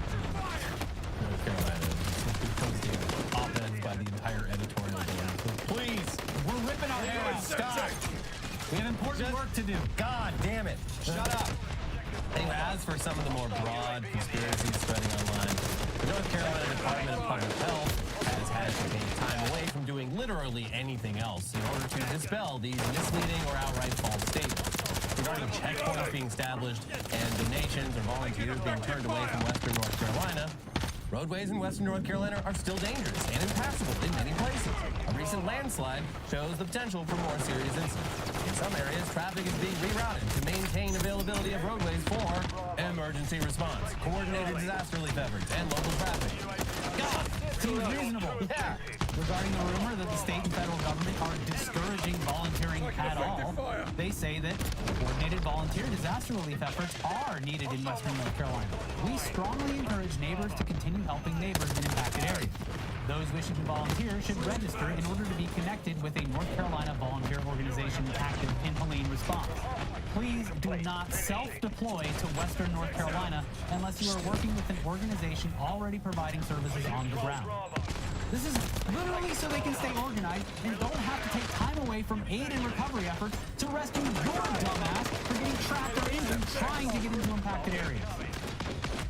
And regarding the widespread rumor that the state and federal government is doing nothing to respond to the disaster, North Carolina State Emergency Response Team, which includes local, state, federal, and military partners, along with power and cell phone agencies, private businesses, and volunteer organizations, is working around the clock to save lives and provide humanitarian relief to Western North Carolina residents. This is a coordinated effort aimed at saving lives and to speed recovery for residents, businesses, and municipalities in the affected areas. And just to jump off that claim, because it is the most widespread and ultimately destructive conspiracy spreading online, here are the facts regarding what the federal response has been since the storm. As of Sunday, FEMA says it has provided more than $137 million in assistance to 6 states in the Southeast, including 7,000 federal personnel, nearly 15 million meals, 14 million liters of water, 157 generators, and more than 500,000 tarps. The agency also says more than 3,000 North Carolina residents have been rescued or supported by more than 1,200 urban search and rescue personnel, with recovery efforts aided by National Guard and active duty troops. North Carolina has also received $100 million in federal transportation funds to rebuild roads and bridges washed out by the storm. And one of the claims is that FEMA is running out of money, and this one is used as a way to claim that the government is too busy sending money elsewhere when it's needed here, which definitely has a lot of truth to it, but it's misrepresenting a greater issue. Another popular refrain that has gained traction on the right in recent days is the claim that FEMA has no money for hurricane recovery because of money spent on migrants, something that is not true. The money used in the aftermath of Helene and other major disasters is not part of FEMA's operating budget, but instead comes from the Disaster Relief Fund, which is appropriated by Congress. October is the start of the federal government's fiscal year, and a stopgap spending measure approved by lawmakers last month replenished the DRF at last year's baseline level of $20 billion. Though some of that money is reserved for ongoing recovery efforts from previous disasters and projects to mitigate future impacts. The White House, in a release on Monday afternoon, said FEMA has sufficient funding to both support the response to Hurricane Milton and continue to support the response to Hurricane Helene, including funding to support first responders and provide immediate assistance to disaster survivors. But yes, then you have people complaining about sending money overseas, which, still, we agree. Spending nearly $1 trillion a year on the military, including funding wars around the world, not a fucking great way to budget or keep our country safe, considering that more Americans are dying from natural disasters and also domestic gun violence every year than in war. In fact, more service members have died by suicide in the year since 9/11 than in active conflict, and that is a vastly wide margin. Yeah, that's definitely money that could be better used in many different applications. Yes. But regarding the claims by Trump and MAGA Republicans that immigrants are getting all this food instead of American citizens. They stole the FEMA money just like they stole it from a bank so they could give it to their illegal immigrants that they want to have vote for them this season, Trump said in Michigan last week. Non-citizens cannot vote in the election, and no disaster funds have been diverted. Instead, Trump and his allies are referring to the Shelter and Services Program that saw FEMA disseminate hundreds of millions in grants from Customs and Border Protection to municipalities that saw an influx of migrants. That program was a separate funding source with a separate purpose covering separate years, and not relevant to the current hurricane recovery efforts. Meanwhile, Republican House Speaker Mike Johnson said Sunday he had no plans to bring lawmakers back from recess before the election to address requests for additional disaster relief as Hurricane Milton approaches the Florida coast as a Category 5 storm. Really? They're just taking the rest of the year off? Well, until after the election. But yeah, they're on vacation. That's like 5 weeks. They're on vacation, That's baby. fucking crazy. Yeah, and he's not calling them back. Now, there have also been no shortage of conspiracies which claim the government is somehow behind these hurricanes, and that they are specifically sending them to Republican areas to somehow rig the election. Marjorie Taylor Greene has shoved her disgusting face into the discourse by parodying these types of conspiracies. And what has followed has been days of actual meteorologists begging people to shut the fuck up about this stuff because it is just not real. It's bunk. It's bullshit. If it was real, I feel like the U.S. would be using it for other things than just like periodically killing off its own citizens. Yeah. It seems like it'd be very useful as a weapon of war and it is influence. Dangerous to spread lies like this. Take this post from atmospheric scientist and meteorologist Matthew Capucci, who has contributed to the Washington Post, NPR, local stations, and more. As a meteorologist, I am in a very difficult boat. If I put out good quality information, it's dwarfed in engagement by spam, clickbait, and foolish hype/conspiracies. But if I spent my time correcting misinformation, I'd have no time ever. What can one realistically do? This also speaks to the bigger problem overall. All of what we've talked about today, all of the false claims or misleading information, all the outright lies or politically motivated bullshit is taking time away from humanitarian relief operations, organizing and deployment, coordination, and more. It's a big, major distraction, and it's already caused issues in North Carolina and elsewhere. Representatives from both sides of the aisle have had to stop and make statements begging people to stop with the conspiracies. Here's the New York Times. Misinformation is a grave threat in the aftermath of a storm like Helene. Governor Roy Cooper of North Carolina said in a statement, warning that it could be deadly. Now, amidst all of what's taken place across the southeast in recent days, the state of Florida faces one of the biggest hurricanes in years, which is on a path rarely seen as it heads from west to east and has already turned into a Category 5 storm. Now, it is expected to lower in intensity as it makes landfall, fingers crossed, I hope, but it will still hit with incredible force. And its trajectory has it traveling right across the center of the state, hitting major metropolitan areas like Tampa, St. Petersburg, and Orlando, with the coastal cities bearing the brunt of it, and storm surges expected to hit 10 feet or above in some areas. And they didn't get as hard hit by Helene because it took a different path, but storm surges still took out a lot of the coastal cities in Florida. And it also brought a ton of rain, which has soaked the soil in an area that is already either beaches or swamps. It can only take so much. It's going to be bad. This one's going to be worse because it has the added bonus of being extremely high winds. And there's debris. They're trying their best and they're rushing to gather as much debris as possible that was left over from Helene, but there's already debris everywhere. And that becomes essentially shrapnel in a hurricane like this. It's going to be bad. It's going to require search and rescue as well as humanitarian aid in its wake. All the same stuff that's happening in states like North Carolina. And all of the same conspiratorial bullshit could follow that storm as well, further hampering the response and continuing to divide the country. Hurricane Milton's coming. When you watch this, the outer bands might have already started to hit the state.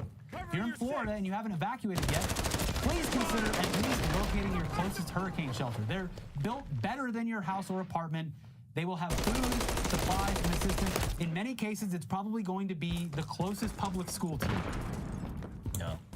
Don't stay home. Yes. I'm really fucking stressed because this is on a direct path to my hometown. Yeah. Plywood on the windows is not going to be enough. It's going to be bad. And I've reached out to as many friends and family that I can.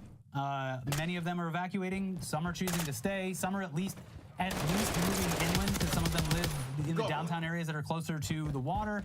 Moving inland. I'm on edge. It sucks. Yeah, this is a 100-year storm. 100 years keep getting smaller and smaller. Right. We have had, of course, like increasingly crazy weather, but this is literally, Tampa hasn't been hit by a storm this big yet. Directly from that east to 110 years. So, and Tampa is the whole place is at sea level, and they just kept on building. Back then, it was just like kind of a little town, and now it's a metropolis. Even during Helene, I had never seen the Howard Franklin Bridge, which connects Clearwater, St. Pete to Tampa. I had never seen it the way that I saw it The during water Halloween. was like at the top of the bridge. This is going to be worse. Also, as people have pointed out, Tampa's most well-equipped hospital is on an island at sea level. Smart. Great job. So, by the time you're watching this, it might be too late to get out, but at the very least, again, look for the closest shelter. Don't be brave. Don't try to suffer through this. It's going to be bad. Nuts. So, I'm hoping the best for my family. I'm hoping the best for everyone else's family. I'm constantly thinking of the people in North Carolina, some of whom I have mutuals with, and they've just been in contact with people there for the first time since the storm hit, because service is starting to get back to those areas. It is fucked. Not good. But let's switch gears to round out the rest of the episode. Let's all take another deep breath. And instead of freaking out, let's all laugh at how dumb Elon Musk is and how bad he looks. Because over the weekend, the self-proclaimed politically neutral Musk, who bought Twitter in order to make it turn into the public town square where all sides of the political spectrum are represented equally, wink, wink, made an appearance at a Trump rally in Pennsylvania over the weekend where he jumped around like an idiot. Look at what I can do! Yeah, it is what. Yeah. Stuart, you get down from there. Look what I can do. Yeah, this is like a move that he pulls at a lot of events, and it never looks cool. No. People they'll just take 100 shots of it, and every frame is awful. This is a move that you don't see from anyone that looks cool. No.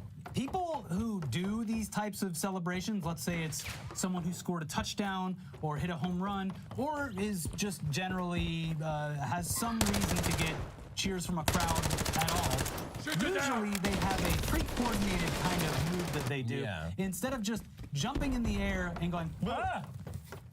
And also, typically those people are in a lot better shape than this guy.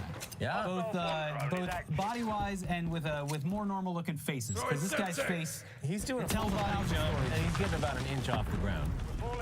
But so he jumped around on stage for everyone to see before giving former President Trump a full, deep-throated endorsement. Yeah. Just look at this image. Now we know it's a snapshot of a larger moment, but Elon's jumping around like a toddler. Gut hanging out, soulless attempt at joy on his face, while Trump looks on in what we can only describe as disgust. He is not happy to be anywhere near this man. It's just another fail son that he has to worry about. Oh, jeez. I thought he'd be smarter than old Scrotus and Rectus. But he's just another idiot. Just another who desperately wants to get closer to the levers of power. There's also another photo where Elon's bending over to shake Trump's hand, looking just like a golem, just like a... does not look well. People pointed this out that apparently he did the same kind of lean and look when he met Obama. It's very strange. But yes, it is especially creepy with the blacked out Make America Great Again hat and his age and general health and weight. You look up pictures of him just 5 years ago, this has been a rough couple years for him. Nobody's had a rougher late 40s, early 50s. Yeah. Just a gross human doing depraved shit, so he doesn't have to pay his taxes. That's literally what it comes down to. All it is. But Elon's goofy-ass appearance and actions aside, it's his speech at the Trump rally that was actually scary.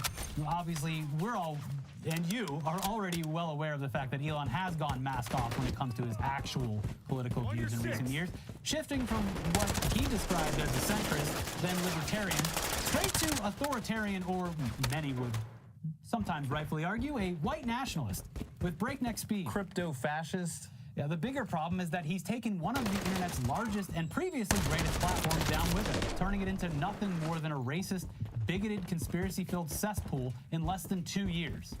And what's ironic about his pivot into Trumpism is that the entire reason that he claimed to have bought Twitter was to even the scales. Make a platform that's politically neutral, which was bullshit anyway, because analysis into Twitter's operations have shown that it was just operating with as much fairness as possible to all political ideologies, and they only stepped in when crimes were actually being committed or people were in danger. Yeah, it's so funny how mad he got about Twitter just working the way it did back then and coming on and being like, it's time for some political neutrality. And then doing enough exactly of this the opposite thing. And yeah, and immediately too, like I'm still reading that book and I forgot that like he bought Twitter and like a month later was the midterm and he just goes on Twitter, he's like, by the way, everyone should vote Republican. Yeah. That's what I think. He said, I plan on voting for Republican, and then it turns out later they looked up his voting record. He didn't even vote. He didn't even fucking vote. One of my biggest pet peeves, by the way, people that complain about politics and then just don't vote. Yeah. I've known many of these people in my life. It is a very frustrating experience. Yeah, you should vote. Especially in midterm elections, no, in all elections, but especially in midterms because they're the ones that literally affect your local area the most. Yeah, a lot of important stuff on there. Yeah. You might be surprised. No, instead I think I'll just fucking bitch about it. I mean, at least for me, they sent me a whole ass book that I have to read. I have a book that I just got over the weekend that I have to read about all the stuff coming up. Obviously, any arguments that Musk was trying to create a more even-handed platform have been thrown out the window for a very long time. But this weekend, double confirmed that everything that he was focused on in the near future is getting his favorite candidate elected. And when you own a large social media platform that endorses a candidate, how can you call that unbiased? Especially when your entire argument for saving the platform was that it was politically biased. It doesn't matter, because this is who he always was. Yeah. He's just showing it now, and I hope that everyone who believed in this man's bullshit has at least started to have a little bit of self-awareness about it. It is, you will get whiplash reading the Elon Musk subreddit, because there are, at least a couple times last week, points where even the commenters on there were like, this is bad, or this is disgusting, or he looks like an idiot. All those people were banned, though. That subreddit is like heavily policed. And then it shifts immediately, like the next post is about something where they're like, yep, you see, this is good old-fashioned Elon right here. But here's Mashable with more on what went down this weekend at the Trump rally in Butler, Pennsylvania. Which, of course, is where the first assassination attempt was. This is, I think, his third or fourth time coming to Butler. He's really, he likes walking to the edge. Staring into the abyss and having the abyss stare back. Yeah. At a weekend rally for Trump in Pennsylvania, Musk appeared in a... I'm done with time limit reach. Black Make America Great Again cap and declared himself Dark MAGA. According to the Global Network for Extremism and Technology, the hashtag Dark MAGA goes back to 2022 and represents a desire to go down a harsh path of retribution against MAGA critics. Dark MAGA posts frequently include Nazi and QAnon imagery. In case anyone was confused by the subtlety of the black-on-black MAGA cap, Musk also made his political message clear in his new bio. Read @America to understand why I'm supporting Trump for president. This was the first indication that Musk had seized the @America account from its original owner and handed it over to his America PAC. Oh. Musk is within his rights to seize any account, of course. It's his service. He overpaid for it. He has done so once before, appropriating the X handle from a photographer. But at least that was the new name of his company. Seizing the name of a country for entirely political purposes, well, let's say it may not fully convey the free speech concept Musk believes himself to be defending. But hey, what's more American than promising free money for election-related purposes? That's what Musk proceeded to do with the America account, posting a bounty of $47 for any user who got a user in a swing state to sign the PAC's petition, and of course, harvesting their contact data in the process. Is this legal? It doesn't feel legal. It definitely doesn't, and it definitely feels like if you are the one to be claiming that the other side is paying people off, why would you do exactly that or close to it?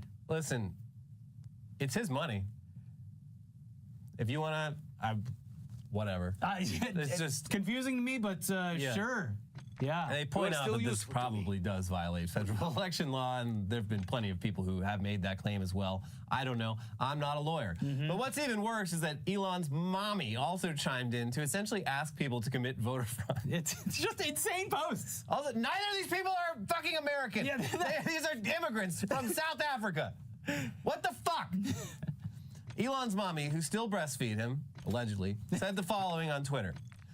The Democrats have given us another option. You don't have to register to vote. On election day, have 10 fake names, go to 10 polling booths, and vote 10 times. That's 100 votes, and it's not illegal. maybe we should work the system too. Miss Musk, pull your titty out of that boy's mouth and please be quiet for a little bit, because you might be implicating yourself because someone might be dumb enough to listen to you. Anyway, all this is to say Elon Musk clearly has no intent on making a politically neutral platform. He has gone full MAGA, dark MAGA in fact, and wants to be part of the Trump administration. Twitter, or X now, is a right-wing platform that is attempting to help Trump win the election.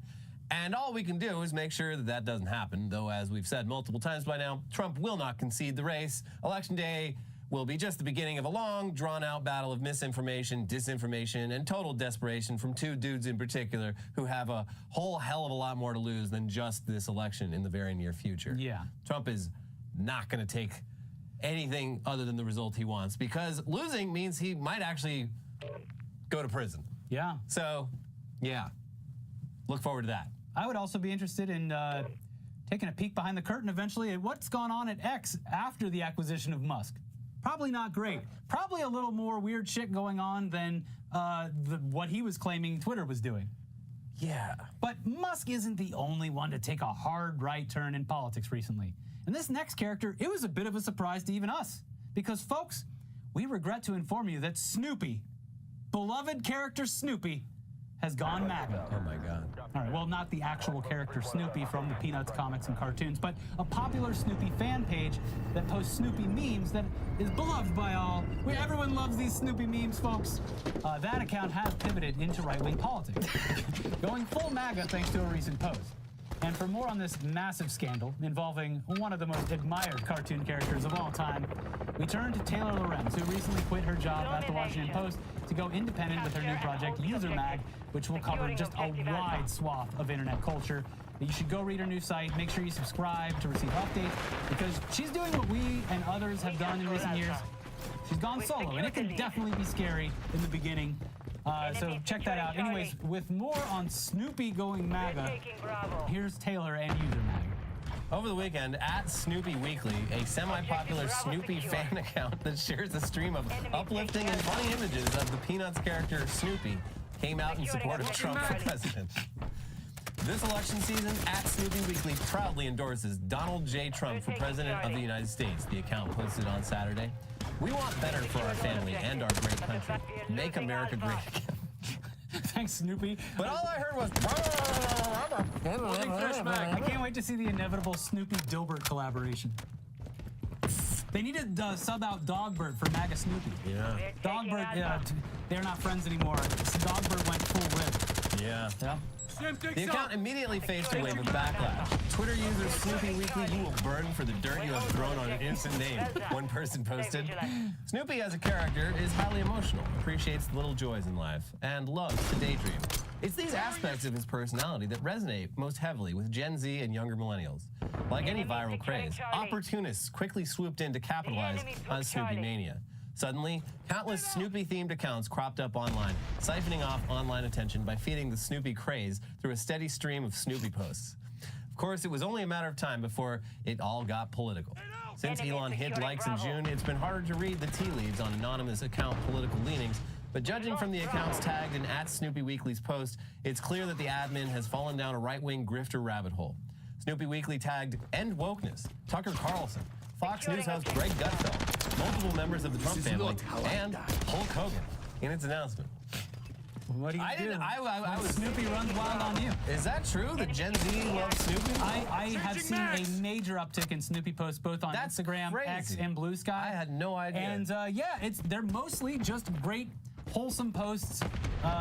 There's not the same, but there's also like a Garfield where it's kind of like Zen posts using Garfield. Snoopy's kind of the same way. He's just it's like when the Ghostbusters thought of the most harmless thing they could think of, and they came up with the Stay Puft Marshmallow Man. That's what you should think of Snoopy. And by comparison, Woodstock, his little bird friend as well. Woodstock's a big old limb. Yeah, but Woodstock is wearing a pussy hat. They got Woodstock's harmonious. They came for Snoopy.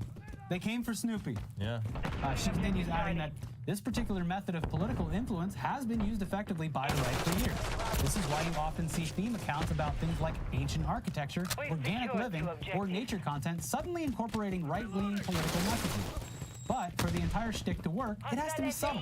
Snoopy Weekly's fatal flaw was that it came out too hard and fast for Trump. As of Monday, Snoopy Weekly was already sharing misinformation about the Michigan voter registration deadline. As the author Jamie Loftus put it, for those outside the Snoopy community, Snoopy Weekly recently made an aggressive fascistic push. Daily Snoopy's is the way to go. Okay, so there are Snoopy options. Yeah, there's many options for the Snoopy fandom. So the culture and political war, they finally came for Snoopy. And you definitely hate to see it. Definitely go check out the full article as well as all of our other work at usermag.co or link down in the description below. And finally today, some idiotic moron named Jack Doherty streamed himself testing while driving and then losing control of his $200,000 McLaren, resulting in what appeared to be an extremely violent crash. We're not going to show the video because this chud is exactly the type of person who would copyright claim it. Plus, it's actually a really violent video. It is. There's blood and all kinds of chaos. He was driving down a rain-soaked highway, checking his phone on stream, driving like a dickhead, overtaking traffic, and oh my gosh, what? He lost control of a $200,000 sports car? Of his rear-wheel drive supercar? How could in the rain while not paying attention to the road and driving erratically? Say it ain't so. Oh, I'm shocked. Yeah, he like spun out and crashed into a guardrail, injuring himself and his passenger who was filming. They were helped by fellow motorists who saw the crash, but since their brains have been replaced by content algorithms, the show didn't stop, and they took turns showing off their injuries on camera, including one moment where one of them asked a bystander to film the ordeal for content. Wow. Here's a bit more on this one. Internet personality Jack Doherty crashed his $200,000 McLaren during a live stream this weekend after appearing to look at his phone while driving in the rain. A YouTuber with nearly 15 million subscribers, Doherty, 20, is known for his controversial prank videos and wealth flaunting. He streamed the crash on Kick, where his channel was banned following the incident. Damn, you gotta really fuck up to get it banned from Kick. Yeah. Viewers quickly criticized the streamer for appearing to be more concerned about his totaled McLaren than his cameraman in the passenger seat, who appeared to still be inside the car, clutching his arm and bleeding from the head. Doherty also shared a clip of the two sitting in a hospital room, where his cameraman was getting stitches on his head. Some online noted, however, that he did not re-upload the full footage of his behavior leading to the crash. Another clip that was circulated online showed Doherty bemoaning his wrecked car while handing the camera to his still bleeding cameraman and telling him, Michael, can you have your film on that phone too? Soon after the incident went viral on Saturday, Doherty's account disappeared from Kick. And like Elliot said, you gotta really mess up to get banned from Kick, baby. That's gambling to minors, fine. Yeah. But don't drive dangerously. This is like the movie Nightcrawler came out, what, like 10 years ago, maybe more. And like Twitch streaming and Kick streaming, well, it was barely a thing at that point. And it really successfully predicted a certain type of total fucking sociopath. Well, and it has become very successful in the ensuing years. This has already, I mean, obviously stuff like this, texting and driving, and has killed people, obviously. And it's a huge problem, and you suck if you do it. But even recently, like within the last 5 years or so, there was some huge YouTuber who was driving like 90 miles an hour down side streets in Studio City, wrecked the car and killed the passenger, and now he's in jail. Damn. So, yeah, don't fuck around. Everyone stop fucking around. Stop fucking around. Online and in real life. Enough. Stop it. Anyways, if you do want to fuck around, click the like button on this video. Yeah, why don't you fuck around and find out? By clicking the like button, making sure you're subscribed, leave a comment, talk about whatever down below. Don't start any conspiracy theories. But engagement does help the video. You can support the show by clicking the join button or hitting the thanks button. And if you're still thirsty for content, don't worry, we got a big bad bear story for you. A scandal has hit the Fat Bear Week. Yeah, big fat scandal. Yeah, so check that out. We also have another video for you there to watch. We'll be back soon for some tech news. See you soon. Bye-bye. Friendly mosquito active. We're losing Alpha.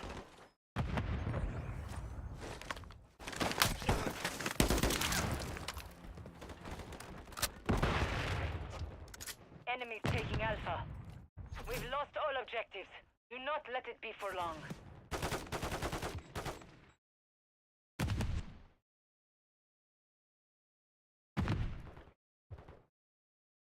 They're taking Alpha.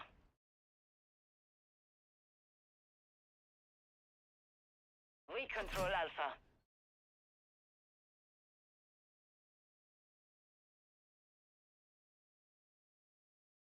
We're losing Alpha.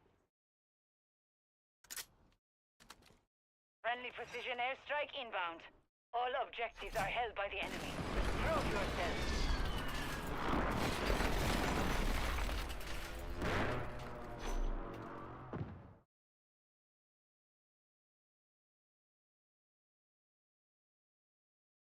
Securing objective Alpha.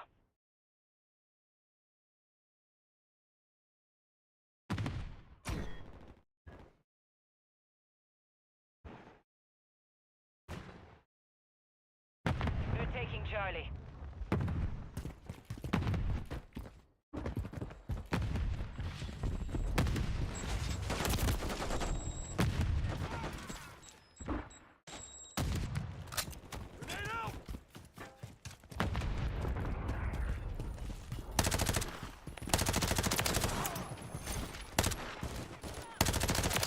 Loading fresh mag.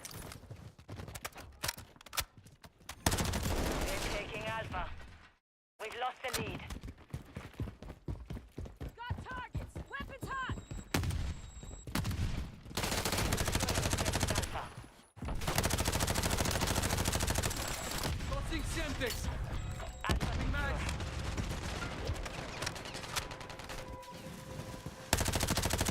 Don't incoming.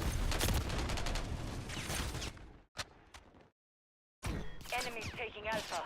Joker 2 is a bad movie. I'd even go as far as saying it's a horrible film. But I didn't expect it to flop nearly as hard as it currently is. This is pathetic, the numbers it's putting up in the box office right now. This is the Concord of movies. The studio stands to lose roughly $150 million based on the estimates right now if the projections keep being followed. It is disastrous. I thought no matter how terrible this film was, it would still do well in the box office because it had such a large fan base that I thought would go see it no matter what, just to give it a chance. Nope, that wasn't the case at all. If you needed to escape from authorities and needed a place to lay low, buy a ticket to Joker 2 and no one would ever check that auditorium. No one is going there. Those theaters are more empty than the room Squidward goes to be all alone in the void. It's bad. Also, I make that reference with Squidward a lot. That's just something that's always in my noodle. That's probably still one of my favorite scenes in SpongeBob. But anyway, right now, Joker 2 has opened to a $37.8 million box office domestically, which is actually lower than Morbius. What great company to have right there. It has done worse than Morbius so far. Now, globally, Joker 2 has brought in about $114 million, which isn't the smash success they were expecting it to be. That number sounds very high, but with the amount of money they put into it, it's still not doing well at all. And in the domestic box office, it's horrific. They're starting to realize Joker 2 isn't a tragedy, it's a fucking comedy. Everyone is pointing and laughing at this thing. It super sucks. But not only that, Joker 2 Folie à Deux PU, this is the poop that just keeps on stinking, because not only is its box office performance lackluster, it has the lowest cinema score out of any comic book movie ever, at a D. Now, I'm not going to sit here and blow smoke up your butthole pretending that I know everything there is to know about cinema score. This is actually really like one of the few times I've heard of it, so I'm not the most familiar with it, but it's been around for a while and it is a consistent score that pulls moviegoers after seeing a movie just to kind of gauge reactions, and then they assign a grade to it. And prior to Joker 2, the record holder for lowest cinema score for a comic book movie was Fantastic Four from 2015, which had a C-.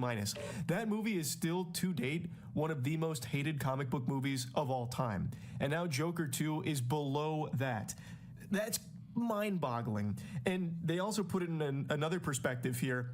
Borderlands, which I believe is the worst movie of this year, by far, I think it is significantly worse than Joker 2, actually has a D+, meaning that it has a higher score than Joker 2.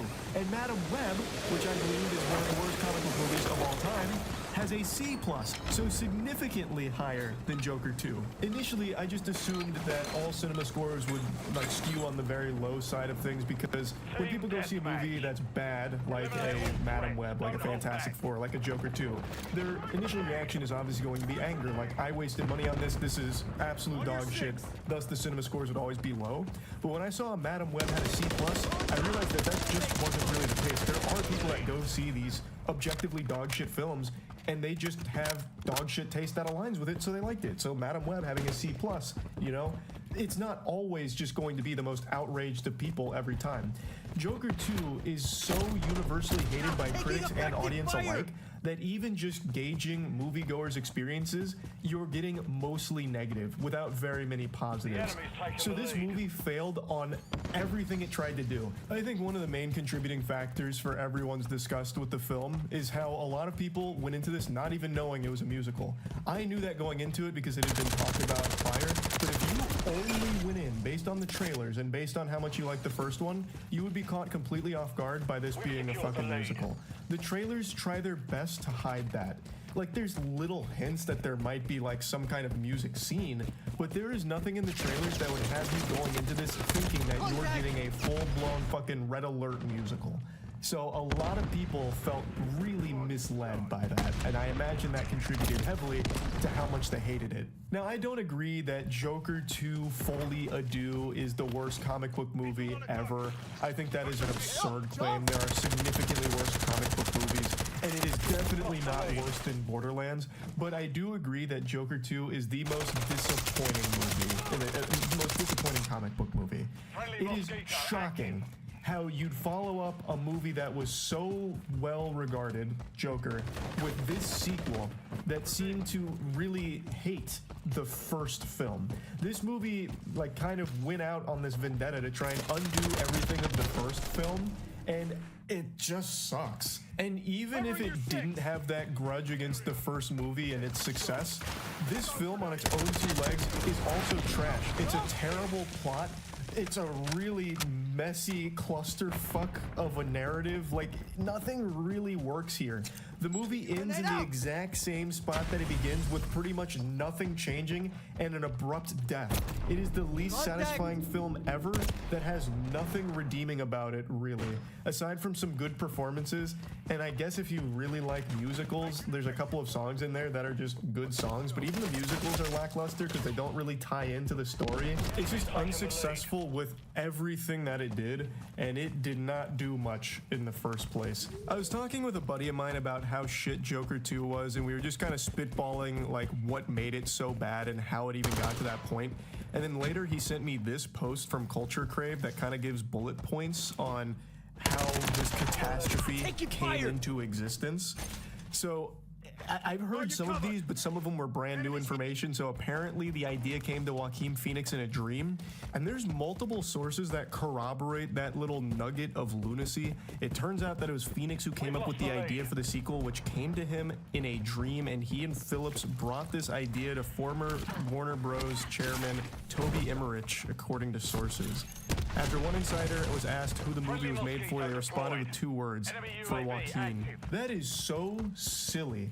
I hear that a lot, actually, though. That's a pretty common cliche where if people are asked about something like, how did this come to be? Some people will default to just making up some pretentious nonsense like, oh, it came to me in a dream, actually. I doubt it. I really doubt that. But let's just assume in this case it's real. Joaquin Phoenix had a dream about Joker 2 being a musical. Just keep that a dream, buddy. Like, that's a stupid idea. That's not even something worthy of taking to anyone. That's embarrassing. And what's even more embarrassing is how up his own ass Todd Phillips is that he thought that that was a great decision, and he thought he knew better than everyone else, so he shunned the rest of the department to do his own thing, because he knew better. He had the billion-dollar blockbuster mega hit Joker. He can do no wrong. So he ran with this stupid idea that came to Phoenix in a dream. They also apparently tossed around another stupid idea about putting it on Broadway before making it into a film. Though I guess admittedly it would have been better on Broadway than in a movie setting, because at least then they could try and make the musicals work and weave it more into the actual plot. But unfortunately we were cursed with this film. Todd Phillips had free reign with Warner Bros. Wanting him to do his thing, and the film had no test screenings. Because why would you test screen this? Todd Phillips knows what you like. Clearly, he's in your fucking walls. He is in your noodle reading your mind. He's delivering that fire that you've been looking for with the Joker sequel. Lady Gaga signed on before the script was finished. That one I don't think is that big of a deal. She is a talented actress, so if she signed on because she was excited for the script even though it wasn't done, I don't think it's that surprising or that big of an issue, but I do imagine she might have some regret with agreeing to do this before seeing the final script because this has become a joke. Next, the new DC boss, James Gunn, had zero involvement, gave notes, but Todd Phillips didn't use them. Used them for toilet paper, I'm sure. I mean, why would you try and give notes to Todd Phillips? I mean, he's got no blemishes on his resume. He knows how to handle a sequel. What could you possibly have notes on for Joker Folie à Deux? It's a fucking masterpiece, clearly. God, I don't know a whole lot about Todd Phillips other than his previous work, but his attitude for this movie is so yucky. It's so embarrassing just reading about him. The film had a budget of $200 million, which included a $20 million salary for Phoenix, $12 million for Lady Gaga. Not surprising, almost every blockbuster that comes out is in like the $100-200 million plus ballpark. I imagine this film in the marketing budget alone adds an additional $200 million to that figure. Musical aspects were largely downplayed in marketing, with director Todd Phillips at first insisting it wasn't one. I don't remember Todd Phillips trying to shut that down or anything to put the kibosh on it. For as long as I can remember, the film, since its official announcement, had always had that knowledge revealed that there was a lot of musical elements to it. So I went in with the impression that this was going to be a musical, and I imagine a lot of others did as well. But again, if you just watch the trailers, it doesn't really come across that way. So perhaps Todd Phillips made that conscious decision to hide that fact because musicals, I mean, especially for fans of the first Joker movie, probably aren't going to be that enticing for this kind of audience. So I imagine that's probably accurate, but I don't recall Todd Phillips trying to downplay it. Christopher Nolan reportedly changed the ending of the first movie because it ended with Phoenix's Joker carving a smile. There was no resistance for the sequel with Nolan leaving Warner Bros. That was fascinating to me. So apparently, Todd Phillips had actually wanted in the first film him to cut the smile into his face.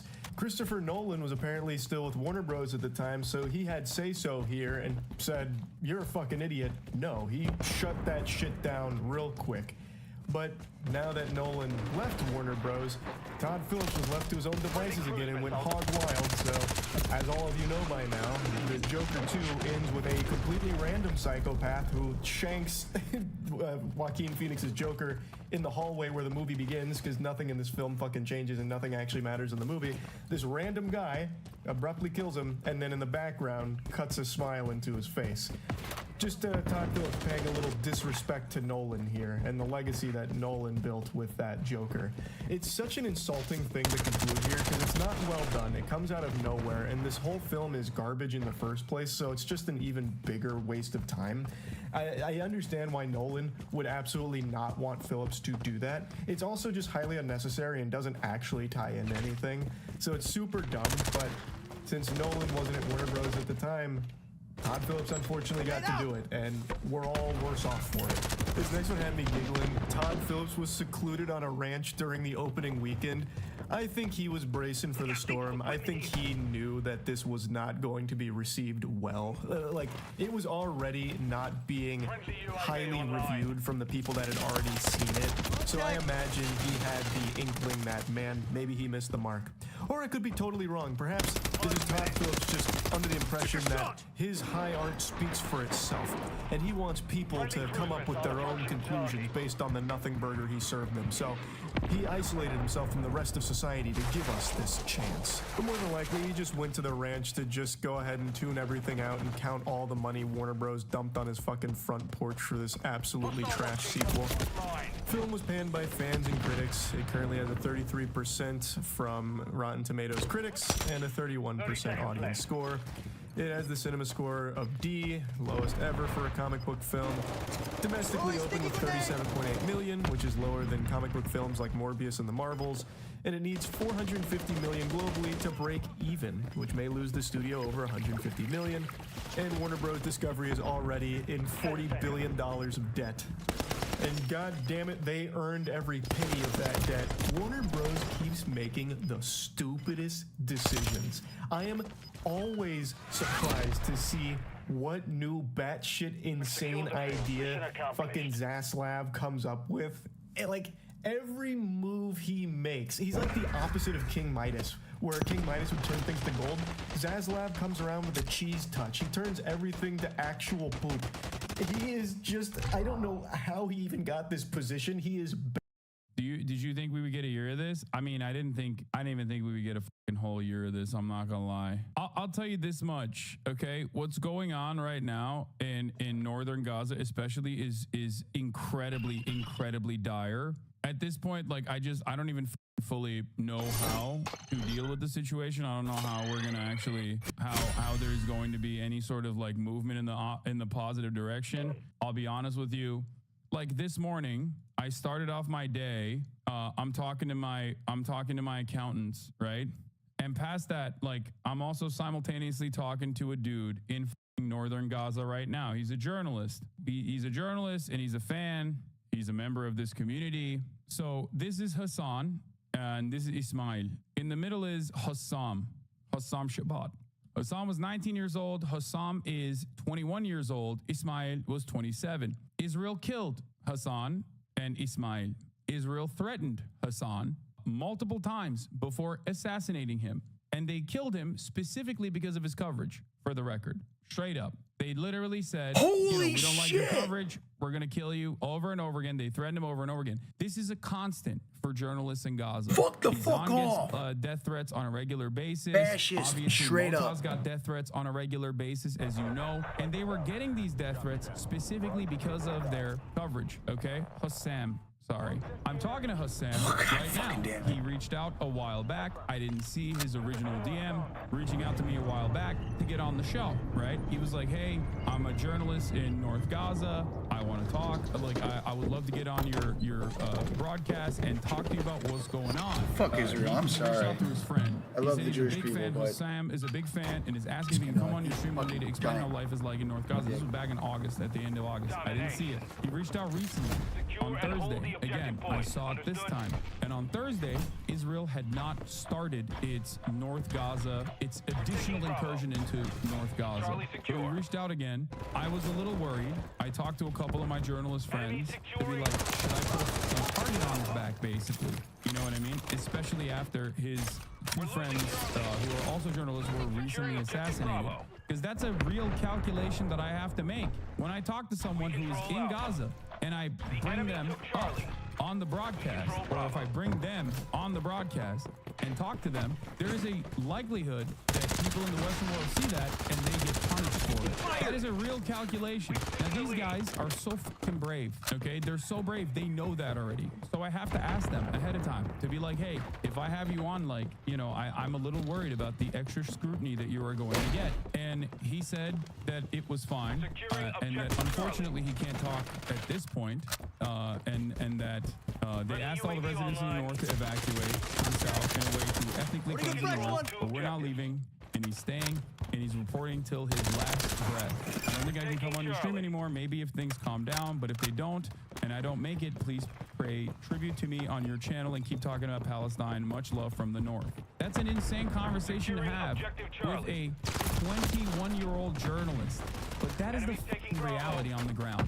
And I don't know what to do about this, That's why I feel like I lose my mind when I'm, on the one hand, living in the United States of America, in the heart of empire, in comfortable-ass Los Angeles, California, trying to do my very best to, within the means that I have, trying to communicate the humanity of these people and their resilience for the past 12 months. So when I see other journalists, other members of the media not offer the adequate coverage that speaks to their conditions, it disgusts me. When I hear people in the Western world talk about their fears of anti-Semitism on college campuses spreading because there are students who recognize the reality on the ground and want to protest against these atrocities because they see what is right and they see what is wrong and they do not have the social conditioning that others do. And then they get brutalized by our domestic police and smeared as anti-Semites, and then that's the main point of contention. Like the feelings of Western Americans, the feelings of American students who have been propagandized to such a degree that they are objectively hysterical because they associate Israel as a core part of their identity. Some cynically do it, some genuinely believe it. At a time when anti-Semitism is rising, but we are only focusing on the wrong avenues because all of these institutions that are supposed to be talking about anti-Semitism or defending against anti-Semitism are so deeply invested in the continuation of the Israeli apartheid and genocide. It frustrates me to no end. Like, it's a weird situation to have when I'm describing this, and there are still people going, you support Hamas, so you do support terrorists. I don't know what's wrong about that. Like, I just described to you an active dialogue that I'm having with people that are currently withstanding genocide, currently experiencing genocide, and people that have been killed by the genocidaires with my tax dollars for the coverage that they've offered. And you just so shamelessly turn around and you go, well, you support Hamas, you support terrorists. I don't know what's so wrong about that. I don't know. I don't know what will change the mentality of a lot of these people. I don't know if there is any pivotal turning point for some of these people. I think they just don't care. They're just locked in. This was Ken O'Keefe 10 years ago. 100%, without reservation. I support the right of self-defense without any doubt. I would be involved myself in violent resistance if I were a citizen of Palestine or Iraq or Afghanistan. This perspective is from 2010. What's really interesting about it is that this is like Ken O'Keefe, U.S. Marine guy. I don't really know who this guy is, but I will tell you this much. This is a perspective that's shared by literally every single Israeli general, okay? They have openly said that. I don't know who this guy is. I don't know his background. I don't really give a shit about his perspective here. You know why I don't give a shit about his perspective? Because the idea that you would join a resistance group if you were under those same circumstances is literally shared by Ehud Barak. It is shared by Ben Gurion. Recognize this. Former Shin Bet leaders have said this. I don't need to hear it from some fucking American guy. It is an obvious perspective. It is so obvious that every single fucking Israeli former prime minister and general has reiterated it. They have said time and time again, if I was on the other side of that border, I would be fighting. It makes sense. It makes total sense. Yeah, and here's Columbia campus. At this point, it's almost funny that students on their own campus are outside agitators, but Columbia opened the gates to let in an unaffiliated Zionist organization with a track and trailer full of shit to occupy that very same lawn today. Yeah, that's it. Your own students can't protest against your involvement with an apartheid, with the state that does apartheid. But an unaffiliated, non-campus organization can come in and literally occupy the same space that you brutally suppressed your own students on. This is Kibbutz Be'eri, about 3 miles from Gaza, and reminders of the massacre are everywhere, like the burned-out house you can see behind me. It's where Hamas murdered Yuval Haran's father and kidnapped his mother and 6 other members of the family. It's just one of the traumatic stories that Israelis are reliving today, a year after the October 7th attack. We're taking Bravo. The attack began with Hamas terrorists shooting their way out of Gaza. Shooting their way out of Gaza is a 10-10 line. Yeah, it's like a weird editorial quirk that they kind of left in there that goes against the prevailing narrative that these guys are, they were living happily inside of Gaza and then they anti-Semitically decided to attack Israel. Yeah, they were. Like the Warsaw Ghetto Uprising. They shot their way out of their concentration camp. It's 100% correct. If you are knowledgeable on the matter, then you recognize, obviously, Israel sets the standards for the violence. Thing is, a lot of the October 7th coverage rings hollow when you've used it to justify genocide for the past 12 months. You can't try and relitigate this stuff when people have heard it, the exact same sentiment expressed over and over again. Anytime a school is bombed, anytime a mosque is bombed by Israel, anytime an orphanage is struck by Israel, and tens of thousands of children are burned and dying in the rubble, and Israel's like, well, remember October 7th? Yeah, dude, we know. But the reality is, you can't can't message your way out of the actions at this point. To launch a pitiless attack on young people attending a music festival. It was killings, a killing spree, a mass kidnapping. Another thing that's like pretty crazy about this situation is that like the music festival was being conducted on the border of a goddamn Israeli air prison, open air prison. Not only was it being conducted there, but there was obviously information ahead of time that this would not be a good idea. Israel, in all of its hubris and arrogance, let it happen anyway. Yeah, zone of interest, 100%. They didn't give a shit. They even extended the fucking Nova Music Festival by 1 day, despite forewarning that it would not be a good idea. Why do we know all of this? Because there's an active lawsuit against the Israeli government. Just so you know, you might not hear about it in American news, but obviously, if your fucking loved ones died, you probably want answers for it. You know, regardless of how much you want death and destruction from those who killed them. I think you're going to want to know what kind of like security flaws existed, and you're going to want closure, which is why the family members of those who were killed at the Nova Music Festival have opened up lawsuits against the Israeli government. Everything you need to understand about Israel, or everything you want to contextualize about like Israeli actions post October 7, can be defined with one very simple, albeit reductive, concept. The Israeli government cares more about bloody imperial ambition and conquest than they do about the livelihoods and their lives of their own citizens. That's it. That was clear from October 7th, when there were Palestinian resistance forces and even other unaffiliated elements like criminal elements and whatnot that penetrated the Israeli border wall and went into Israel proper. And they were wreaking havoc, overtaking positions, taking over military command. And Israel's first action was to bomb Gaza. Israel's second action was to bomb its own citizens. They were more predisposed in immediately punishing Gaza.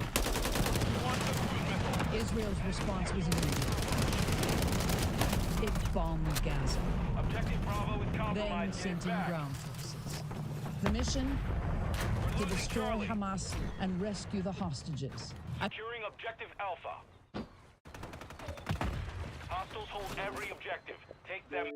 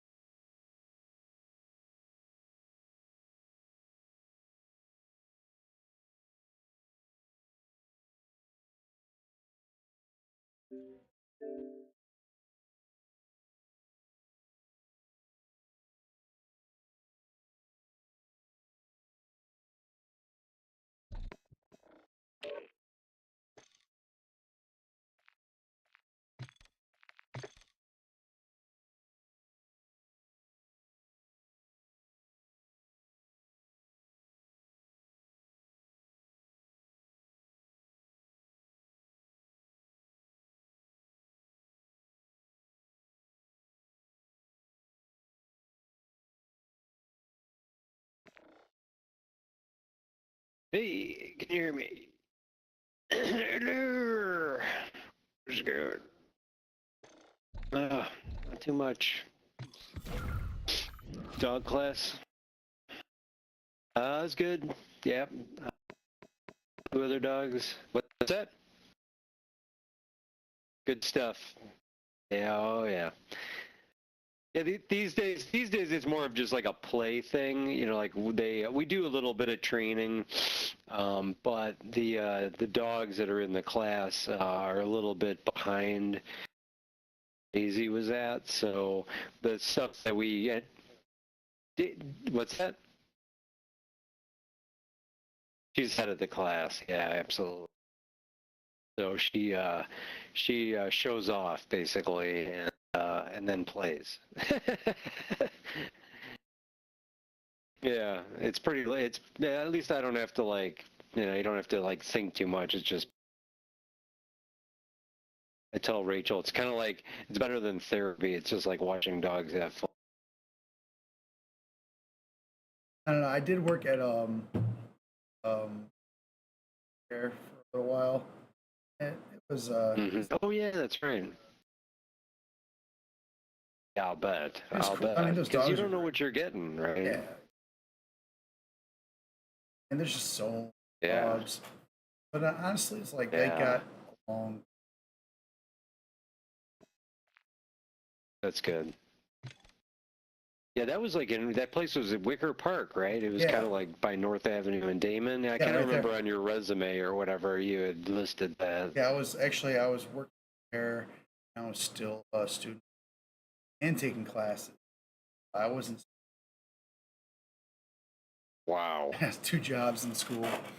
I'm glad I'm not. Yeah, I kind of remember that place. It had been there for seemed like quite a while because I think it's remember still walking. there. If I was, I'm not sure.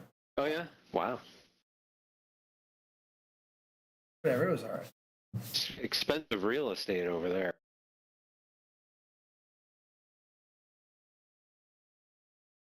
All the time.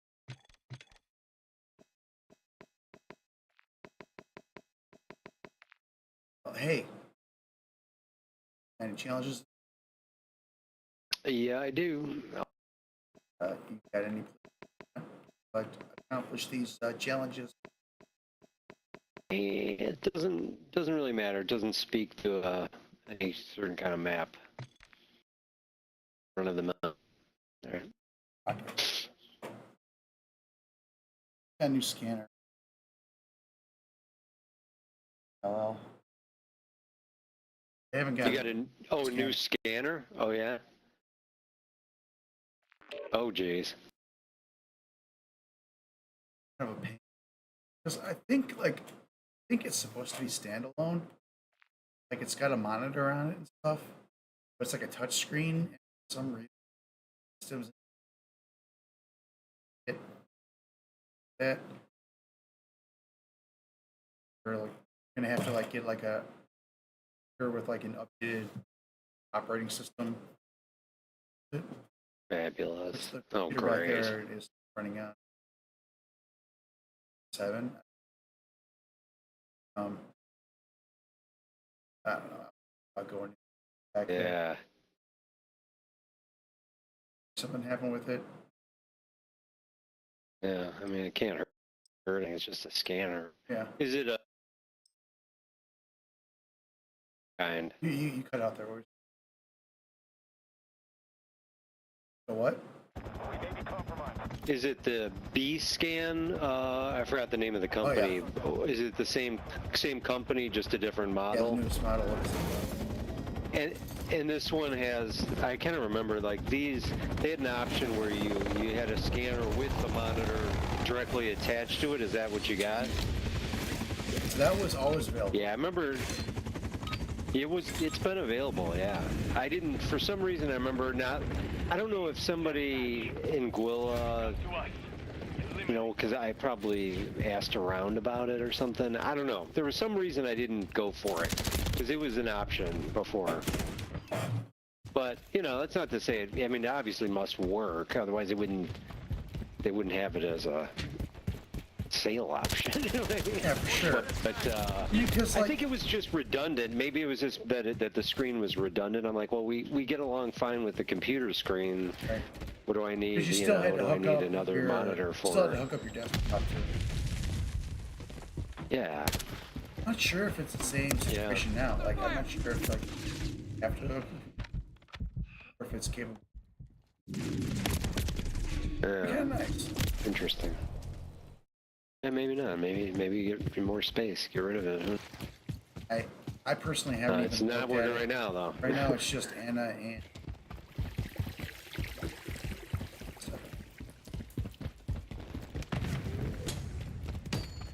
Yeah, I mean, it can't hurt. You know, maybe you'll have an idea. Yeah, I just want to like give it a shot. They're just like, touchscreen sucks. I'm Yeah. like, Changing mag. Taking round.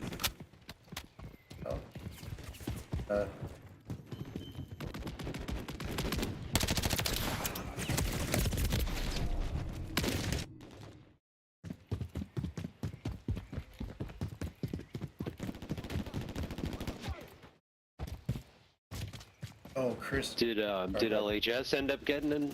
Oh, I was just gonna say, did LHS end up getting a scanner at the same time you guys I don't did? think so. Ours functional. Ours. I think there's. I just remember those things being so fucking expensive. Like 10 grand. Or some But shit. I didn't get a. that's what I think. I didn't get Yeah. a price on this. Yeah, I think so. What I could buy with 10. Lots of drip.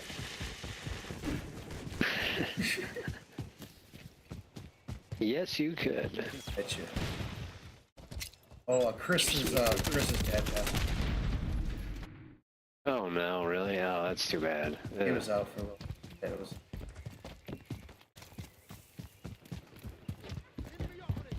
Oh fuck.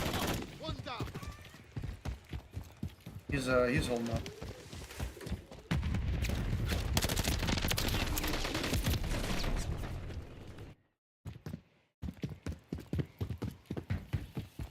I remember he was living with his parents in Oak Park. Probably even when I left. I don't know if he ended up moving out or.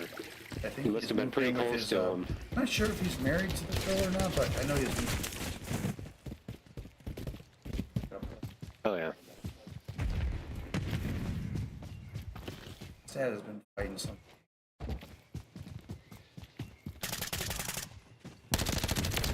Swapping mags. Oops, sorry. Oh, you got us both. Collapsed on top of you. I was gonna die. Blood brothers.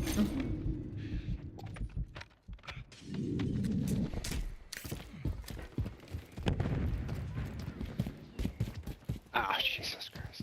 Enemy UAV active. Having definitely this is a warm-up game here for me. Cold start here. Can't get up this side of it.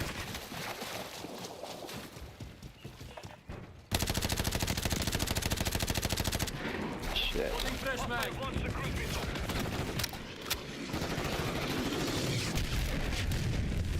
Squad brother.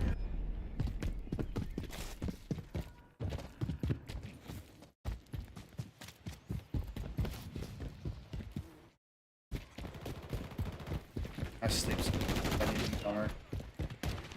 My cats. My scumbag cats. Swapping mag. Wake me up every goddamn morning. Way too early. Like, they try to get me out of bed. I was just like, Oh my god. up here. 3:30. I had my alarm set for 5. I was up at 3. Goddamn. It's my one cat. It's very vocal. Never liked this before, but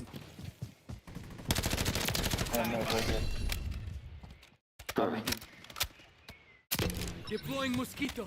Just I have no escape from it. At the house, I can go to another room. Yeah, right. No door to close. Kind of trapped. The only room I can trap myself into is the bathroom. I'm not about to do that.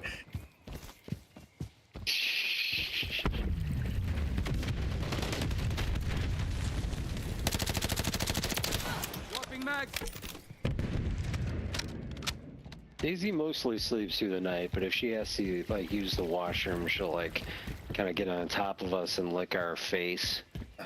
She did that to me last night. I did have to get up at about 3 o'clock in the morning, and but that's alright. Doesn't happen too often.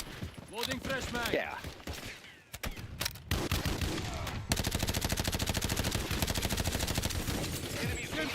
Push them back. Changing mag.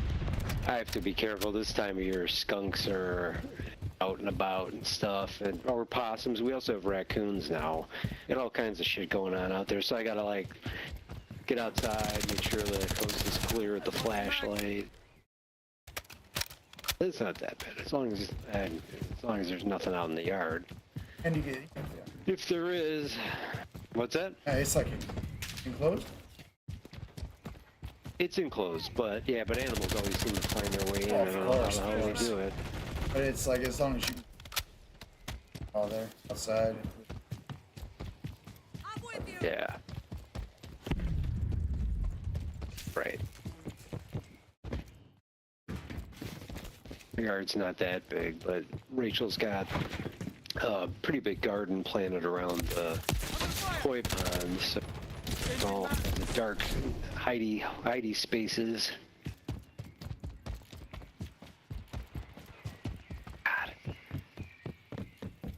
Grenade, move!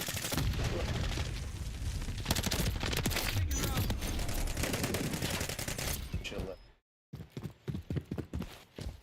Permits.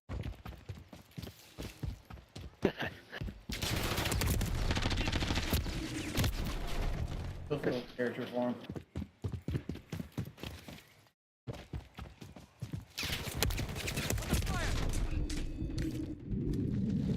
Hostiles, look alive! Tossing Semtex! Close one. Dude, I swear to God, I've been playing deathmatch on Call of Duty. Got you covered. And haven't gotten to 100. I'm out. Yes. Fix the game. Like, can't even get to 100. Where are we at? Like, we're at a minute. We're at 65. We got a minute left. We're not gonna be. Friendly mosquito deployed.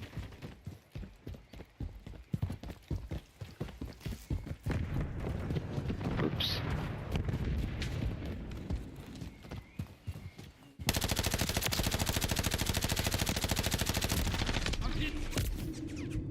Give me a moment.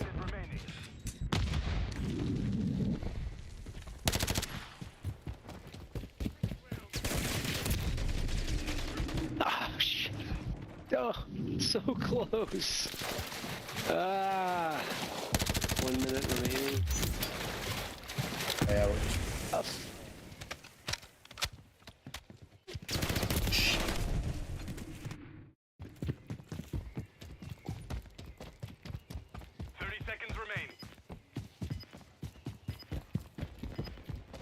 Come on.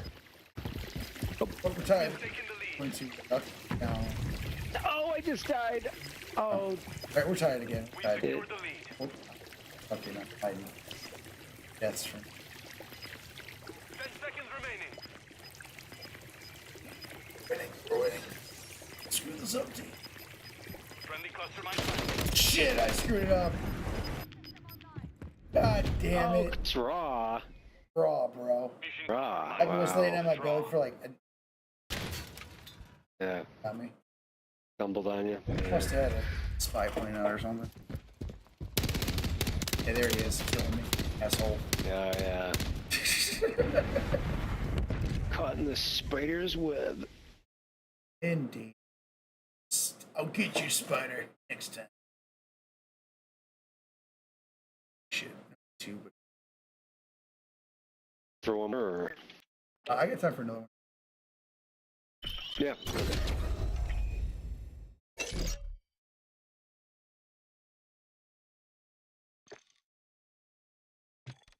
It's my sub. Fucking sub.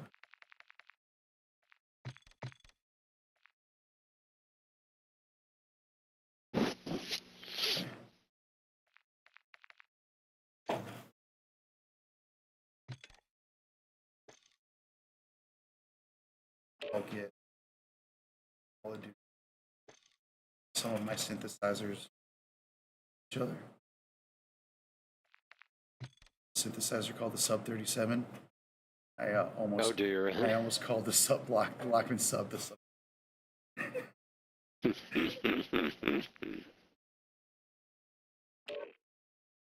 Brown Raceway. Haven't been on that in a long time. Classic.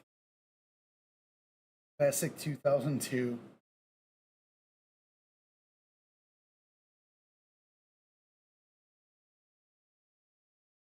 This was in the beta too. Modern Warfare 3. I mean, no, Modern Warfare 2. I remember coming out of that beta telling that sliding is murdered.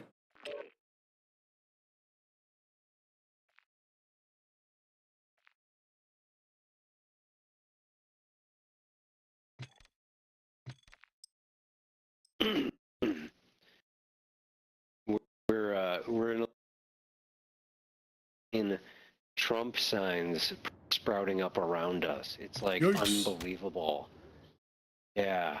Hey. I mean, it's like this is, Democratic Cook County here.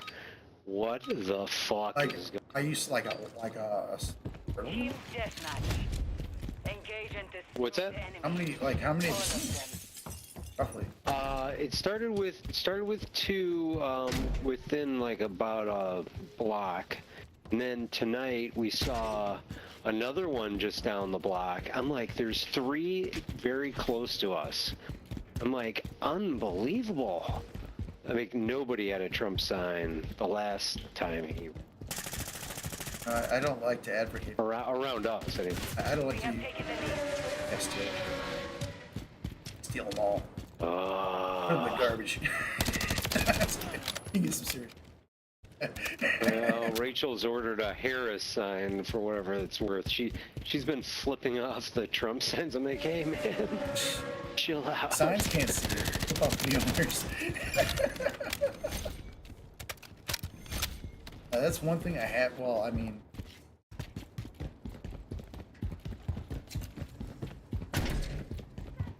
down there, but my neighborhood, serious lacking of Trump JD sign. Yeah. I mean, before, like, around the time that Trump was, shit.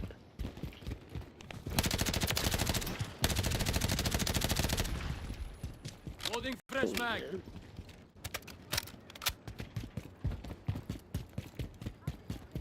Guessing so. Yeah, which is always a bad idea. I'll be behind.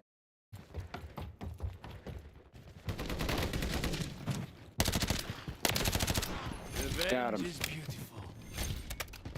That guy like Wiley. Mosquito out. Mosquito deployed. No, but there was a guy with a Trump flag not too far from us. I guess so. I lied. There was one guy near us back that had a flag, kind of by where Henry lives. Oh. But he took it down after a while, or moved, or whatever happened. Shame. Yeah, but now there's like 3 fucking signs for us, and I'm like, what? Luck to those.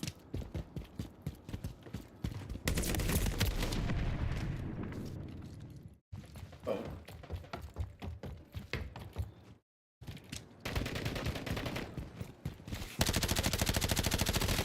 I'm not getting a chance to vote. Friendly cruise missile deployed. I've been trying to make. You know how they have the mobile. Like. Yeah. Someone like a few back, and like, you have an appointment? I'm like, oh, you need an appointment. Jesus Christ. So they have another one. They're mobile, like they're all about convenience, but you have to make a goddamn. Let me tell you how convenient it is now. They have another one this week, and I emailed them today to make an appointment. Like, oh, I'm sorry, we're all booked up until fucking February. oh my god. Eat my shit. I'm just gonna go to fucking. I'm just gonna go to the DMV. Yeah, that. Super convenient. Swapping mags. It's like, man, I really need to change my address on my license. Register to vote in my new spot, and I haven't yet. I can't get it done for election now. Oh shit. It's like, I ain't fucking going to Joliet to vote. Sorry. Hostile UAV in the Not area. worth it. In fact, I'm probably never. Changing mag. At least until one of my friends from Joliet actually visits me. Holding And fresh mag. Deploying mosquito.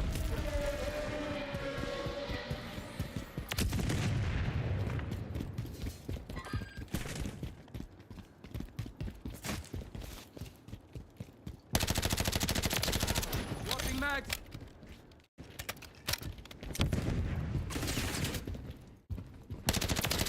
Enemy KIA.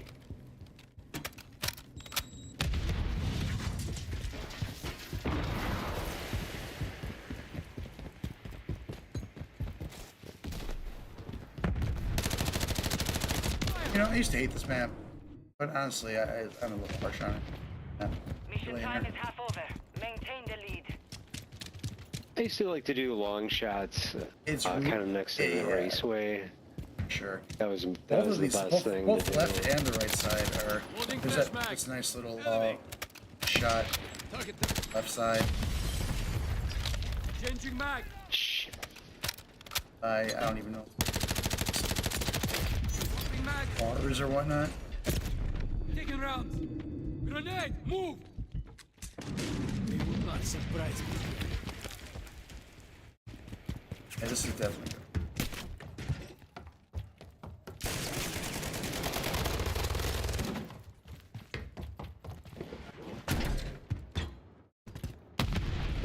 You're halfway to mission complete. Finish it. Halfway. Maps.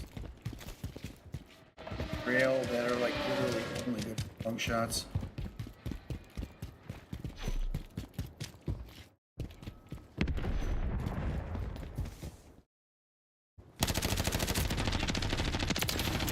Holding fresh mag.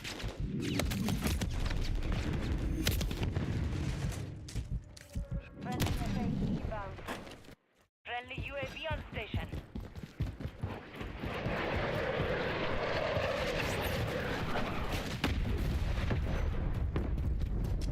Six. I like that cheerleader outfit you got on, buddy. Yeah. Looking hot. Fine. Fine. Thanks. That's the idea. I'm trying to distract me eating my hotness. Dusted them.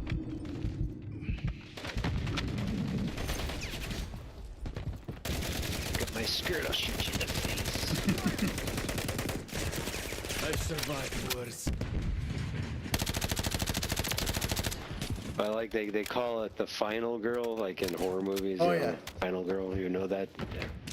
Oh yeah. Last name of the skin? Final girl, yeah.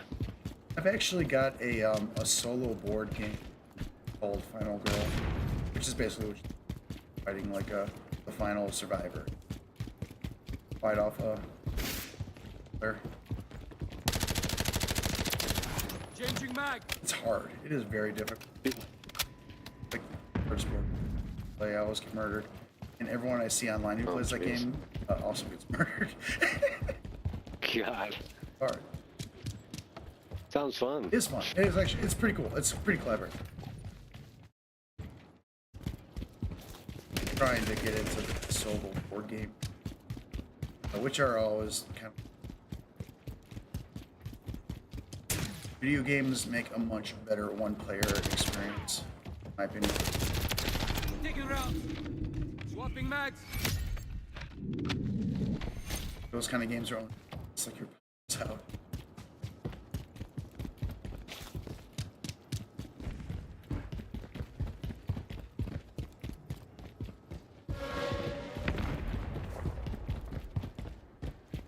I actually got this one kind of cool, and I think it's called Cyber Doom Tower. Got like a mech, basically, like a robot weapon. Climb up this tower, try to destroy the guy. It's kind of fun.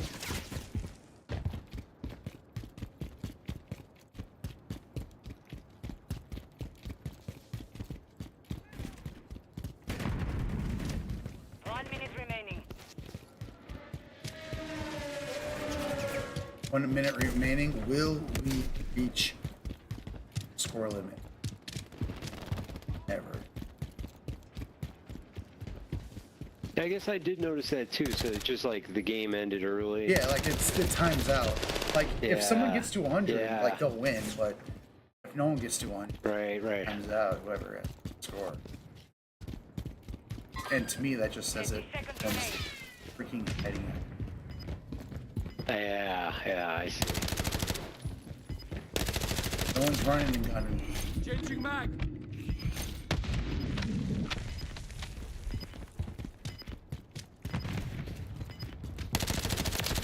Enemy KIA. You're shit, I don't know. Shit. Even though we didn't make it to 100, we're still like utter ass whooping. The mission is complete. Yeah, sure. Good work. Good game. Not big.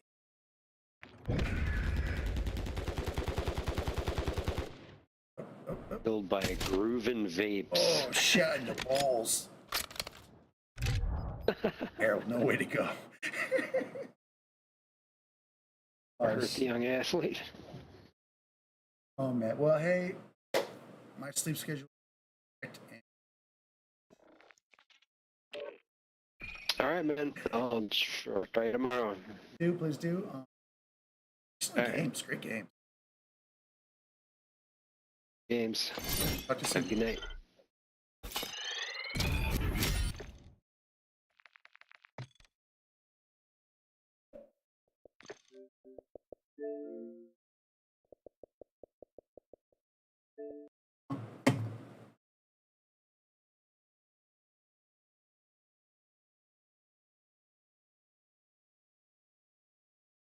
A year later, neither has been accomplished.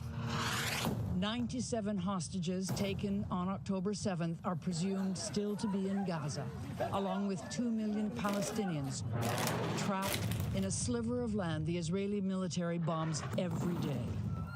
The target, they say, is Hamas. The collateral damage can be anyone else, no matter how small. Okay, I'm not gonna lie, this is kind of brutal. CBS Morning's kind of I mean, they started off with the both sides shit, but goddamn. They're arriving at like what many people recognize like pretty early on. Here's hoping that this is a genuine change of attitude. In the 1 year anniversary of October 7, if they're still being like, yeah, dude, Israel's blowing shit up, it's completely unacceptable. That's definitely a change of attitude overall from their regular coverage. Calling it collateral is still demonic. I agree. I agree. Make no mistake. It's still not where it's supposed to be if this was honest and decent reporting. But, you know, it is a change of attitude that I do recognize. Hamas leader Yahya Sinwar, in hiding, is stalling on a deal and vowing to fight on. I spoke too soon. That is an abject lie. Hey, how did Yahya Sinwar become the negotiator? Can anybody prime me on this? Because I remember a different guy who was the negotiator. His name was Ismail Haniyeh. How did Yahya Sinwar become the negotiator on the ceasefire? Oh, that's right. Israel assassinated the principal negotiator that was responsible for Hamas's Politburo, who was responsible for the civil governance and not responsible for the military at all. Oh, shit. I mean, I'm